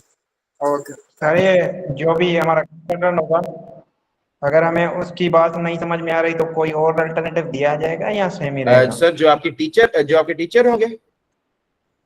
जी मैं टीचर की बात कर रहा हूँ। नहीं, जो फर्दन तो बिल्कुल इस तरह से किया जा सकता है। मिसाल के तौर पे आप टीचर से पढ़ रहे हैं क्लास में, आपको एक चीज नहीं समझ आ रही, उसके बाद आप व्हाट्सएप ग्रुप में पूछते हैं, आपको फिर भी समझ नहीं आ रही, तो डेफिनेटली आपको एक दूसरे टीचर जो है वो आपके साथ कांटेक्ट करके आपको समझा देंगे। बट ऐसा नहीं होगा कि पूरे लेक्चर्स जो है वो डिफरेंट टीचर्स करवा रहे होंगे, उससे तो वो चीज जो बाकी सबके लिए बिगड़ जाएगी। लेक्चर जो है वो एक ही टीचर दे रहा होगा। हाँ, आपको किसी एक टीचर की नहीं समझ आ रही तो फिर आप व्हाट्सएप पे दूसरे टीचर से कॉन्टेक्ट कर सकते हैं, लेकिन ये तो बैच वाइज चलेगा। सर ये जो आप बता रहे हैं वो आपके अलावा और होगा या आप ही होंगे, ये थोड़ा सा बता सकते हैं? क्योंकि अगर फर्ज आप डेमो दे रहे हैं, आप ही ओरिएंटेशन दे रहे हैं, तो ओरिएंटेशन के बाद आप ही क्लास देंगे या कोई और लेगा? ये थोड़ा सा कॉम्प्लायंसेस की हद तक जी मैं ही क्लासेस लूंगा, क्योंकि मेरा ताल्लुक जो है वो सीए से है। जहाँ पे लिटिगेशन आ जाएगा वहाँ पे सीनियर एडवोकेट जो है वो भी मेरे साथ ही होंगे, और उन क्लासेस में मैं भी हुआ करूंगा, सीनियर एडवोकेट्स भी हमारे साथ होंगे। क्लास उस टाइम वो लिया करेंगे, बिकॉज लिटिगेशन मेरे से अच्छा वो गाइड कर सकते हैं। ठीक है, ये तरीकाकार होता है। ठीक है, मेनली आप ही जो है वो कर रहे होंगे, लेक्चर दे रहे होंगे। आप ऐसा समझ लो बिकॉज ओरिएंटेशन मैं कंडक्ट कर रहा हूँ तो उसके बाद मेरा ही ये फर्ज बनता है, बट लिटिगेशन क्योंकि मेरा पेशा नहीं है, ठीक है, लिटिगेशन पेशा एक वकील का है, तो उस चीज में हम उन्हीं की खिदमत हासिल करेंगे, बजाय ये कि मैं आप लोगों को ऐसे ही समझ लें कि, बट हूंगा मैं उस क्लास में, ठीक है, मैं उनके साथ ही हूँगा। जी कोई और सवाल हो जी किसी का?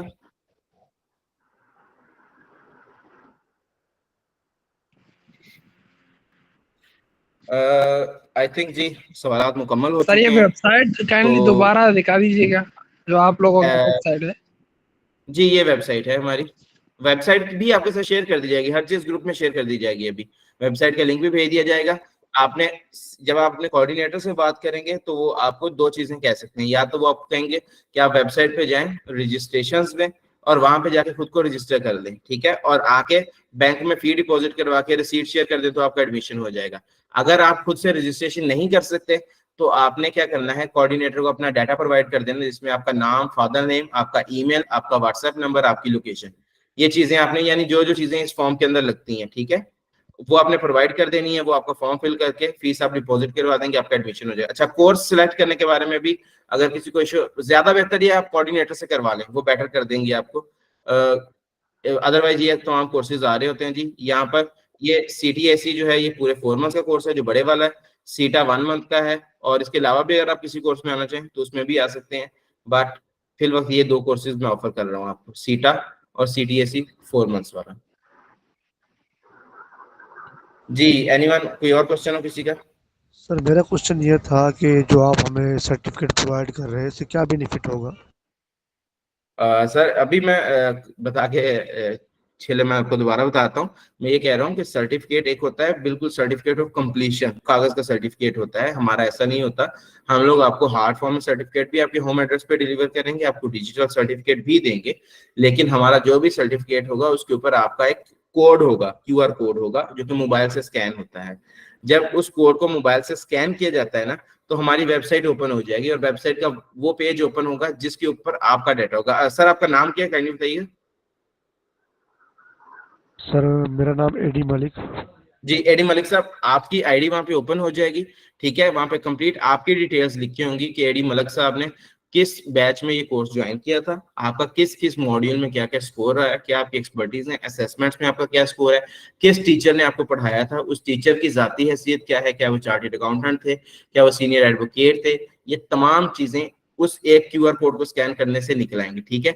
उसके बाद उन टीचर्स का कॉन्टैक्ट नंबर, फर्म का कॉन्टैक्ट नंबर, सब कुछ वहां पे होगा, और वो ये लोग वेरीफाई कर रहे होंगे कि जो बंदा आपके पास आया है आपको असिस्ट करने के लिए, एडी मलिक साहब आए हैं, एडी मलिक साहब को हम लोग अटेस्ट करते हैं कि उनके पास वाकई ये स्किल्स मौजूद हैं, वो ऐसे ही आपका काम करने नहीं आ गए, वो हमसे पढ़ के आए हैं, और हम लोग इस चीज की बैक प्रोवाइड कर रहे हैं। ये है हमारे असल कोर्स का काम और हमारे सर्टिफिकेट का काम।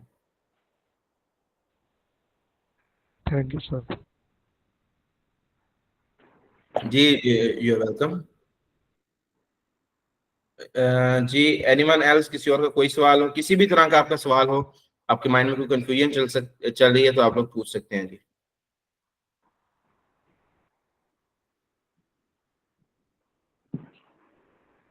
सर ये कोर्स कब से स्टार्ट होगा? कोर्स सर इस फ्राइडे से पहली क्लास है, ठीक है, फ्राइडे तक आप सब लोग जिन्होंने एडमिशंस ले लिए हैं दैट्स फाइन, आप लोग अपने लॉगिन आईडीज वगैरह का पता कर लीजिएगा, अगर मिल गई हैं तो ठीक है, अगर नहीं मिली अभी तक तो वो भी पता कर लीजिएगा।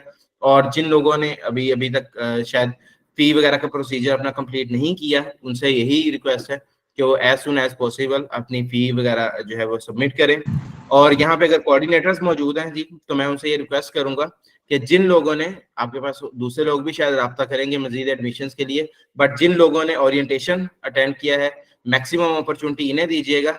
और एक और चीज बताता चलूँ जी कि हमारे बैच में मैक्सिमम स्टूडेंट्स होते हैं 25 से ऊपर अगर स्टूडेंट्स आते हैं तो वो फिर नेक्स्ट बैच में इनरोल करेंगे हम। नेक्स्ट बैच हमारा नेक्स्ट मंथ स्टार्ट होगा, तो कोशिश कीजिएगा कोऑर्डिनेटर्स के जो लोग इस ओरिएंटेशन में मौजूद हैं पहले ये अपॉर्चुनिटी दीजिएगा, बाद में दूसरे वालों को देखिएगा, और जहाँ पे सीट्स कंप्लीट हो जाएं फिर वो आप बता दीजिएगा सबको। अगर कोई नेक्स्ट बैच में जाना चाहे तो वेलकम, अदरवाइज इस बैच में आपने मैक्सिमम इनरोलमेंट्स 25 स्टूडेंट्स तक ही रखनी है। जी सर, किसी का कोई सवाल?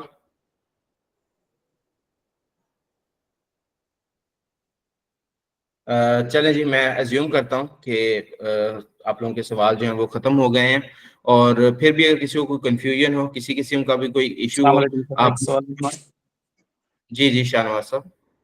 सर हमने जो फीस पेड कर ली है 2-3 दिन पहले ही कर ली है, तो हमें ठीक है तो जो आपकी वेबसाइट है उसकी आईडी वगैरह मिल जाएगी? जी सर, आपको जो फर्स्ट क्लास है, रेगुलर क्लास है, उससे पहले पहले आपको आपका लॉगिन आईडी और आपका पासवर्ड मिलेगा। एक चीज बस कंफर्म कर लीजिए कि आपने अपने कोऑर्डिनेटर के साथ अपना ईमेल जरूर शेयर किया, क्योंकि आपकी जो लॉगिन आईडी है वो आपका ईमेल होगा। वो मैंने ईमेल सेंड की थी मैंने। आप वो आपसे खुद ही ले लेंगे। अगर आप फी वगैरह पे कर चुके हैं तो आपका कोऑर्डिनेटर आपसे रब्ता करके आपसे आपका ईमेल ले लेगा, आपको जो है आईडी पासवर्ड बना के दे दिया जाएगा। कोशिश कीजिए सर, ये पहले जो बेचे ना उसी में एडमिशन कर लीजिए, क्योंकि हमें बहुत नीड है इसकी। नहीं, अगर आप फी पे कर चुके हैं ना तो फिर तो आपका इसी बैच में एडमिशन होगा। ये उनके लिए भी बाद में आ रहे हैं, जो लोग फी पे कर चुके हैं वो इसी बैच में। आई थिंक हाफ बैच या हाफ से ज्यादा लोग फीस पे कर चुके हुए हैं। अब जो फर्दर सीट्स रह गई हैं वो जो आना चाहेगा राब्ता कर ले, पहले राब्ता कर लेगा, उसकी एडमिशन हो जाएगा, बाकी फिर नेक्स्ट बैच में ही जाना पड़ेगा। ठीक है ठीक है जी, और कोई कुछ कहना चाह रहा हूँ? अस्सलाम सर। सर जी, ये मुझे पता है कि कोर्स के बाद लाइसेंस के लिए कितना टाइम लग जाता है? सर कोर्स के साथ आपके लाइसेंस का ताल्लुक नहीं है। लाइसेंस तो आप चाहें आज से अप्लाई कर दें, आपके पास अगर चीजें हैं, आपकी क्वालिफिकेशन है, आपका एक्सपीरियंस लेटर जो है अगर हमसे लेना है तो हमसे रब्ता करें। आप मुझे बताएं, हम एक इंटरव्यू वगैरह कंडक्ट कर लेंगे कि आपके पास क्या क्या स्किल्स हैं।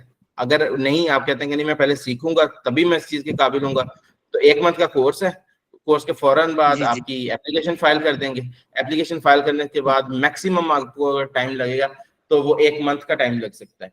डिपेंड कर रहा होता है कि आपका इंटरव्यू कब स्केड्यूल होता है, तो वो इंशाल्लाह। फिजिकल रिकॉर्डेड होते हैं? सॉरी सर, क्या रिकॉर्डेड होते हैं? सर इंटरव्यू जो देना पड़ेगा वो फिजिकल देना पड़ेगा या ऑनलाइन देना पड़ेगा लाइसेंस के लिए? इंटरव्यू सर आपका फिजिकल होता है। आप किस इलाके से बात कर रहे हैं? जी मैं हैदराबाद सिंध से। जी, आप हैदराबाद से बात कर रहे हैं तो हैदराबाद के अंदर ही आरटीओ होगा, ठीक है।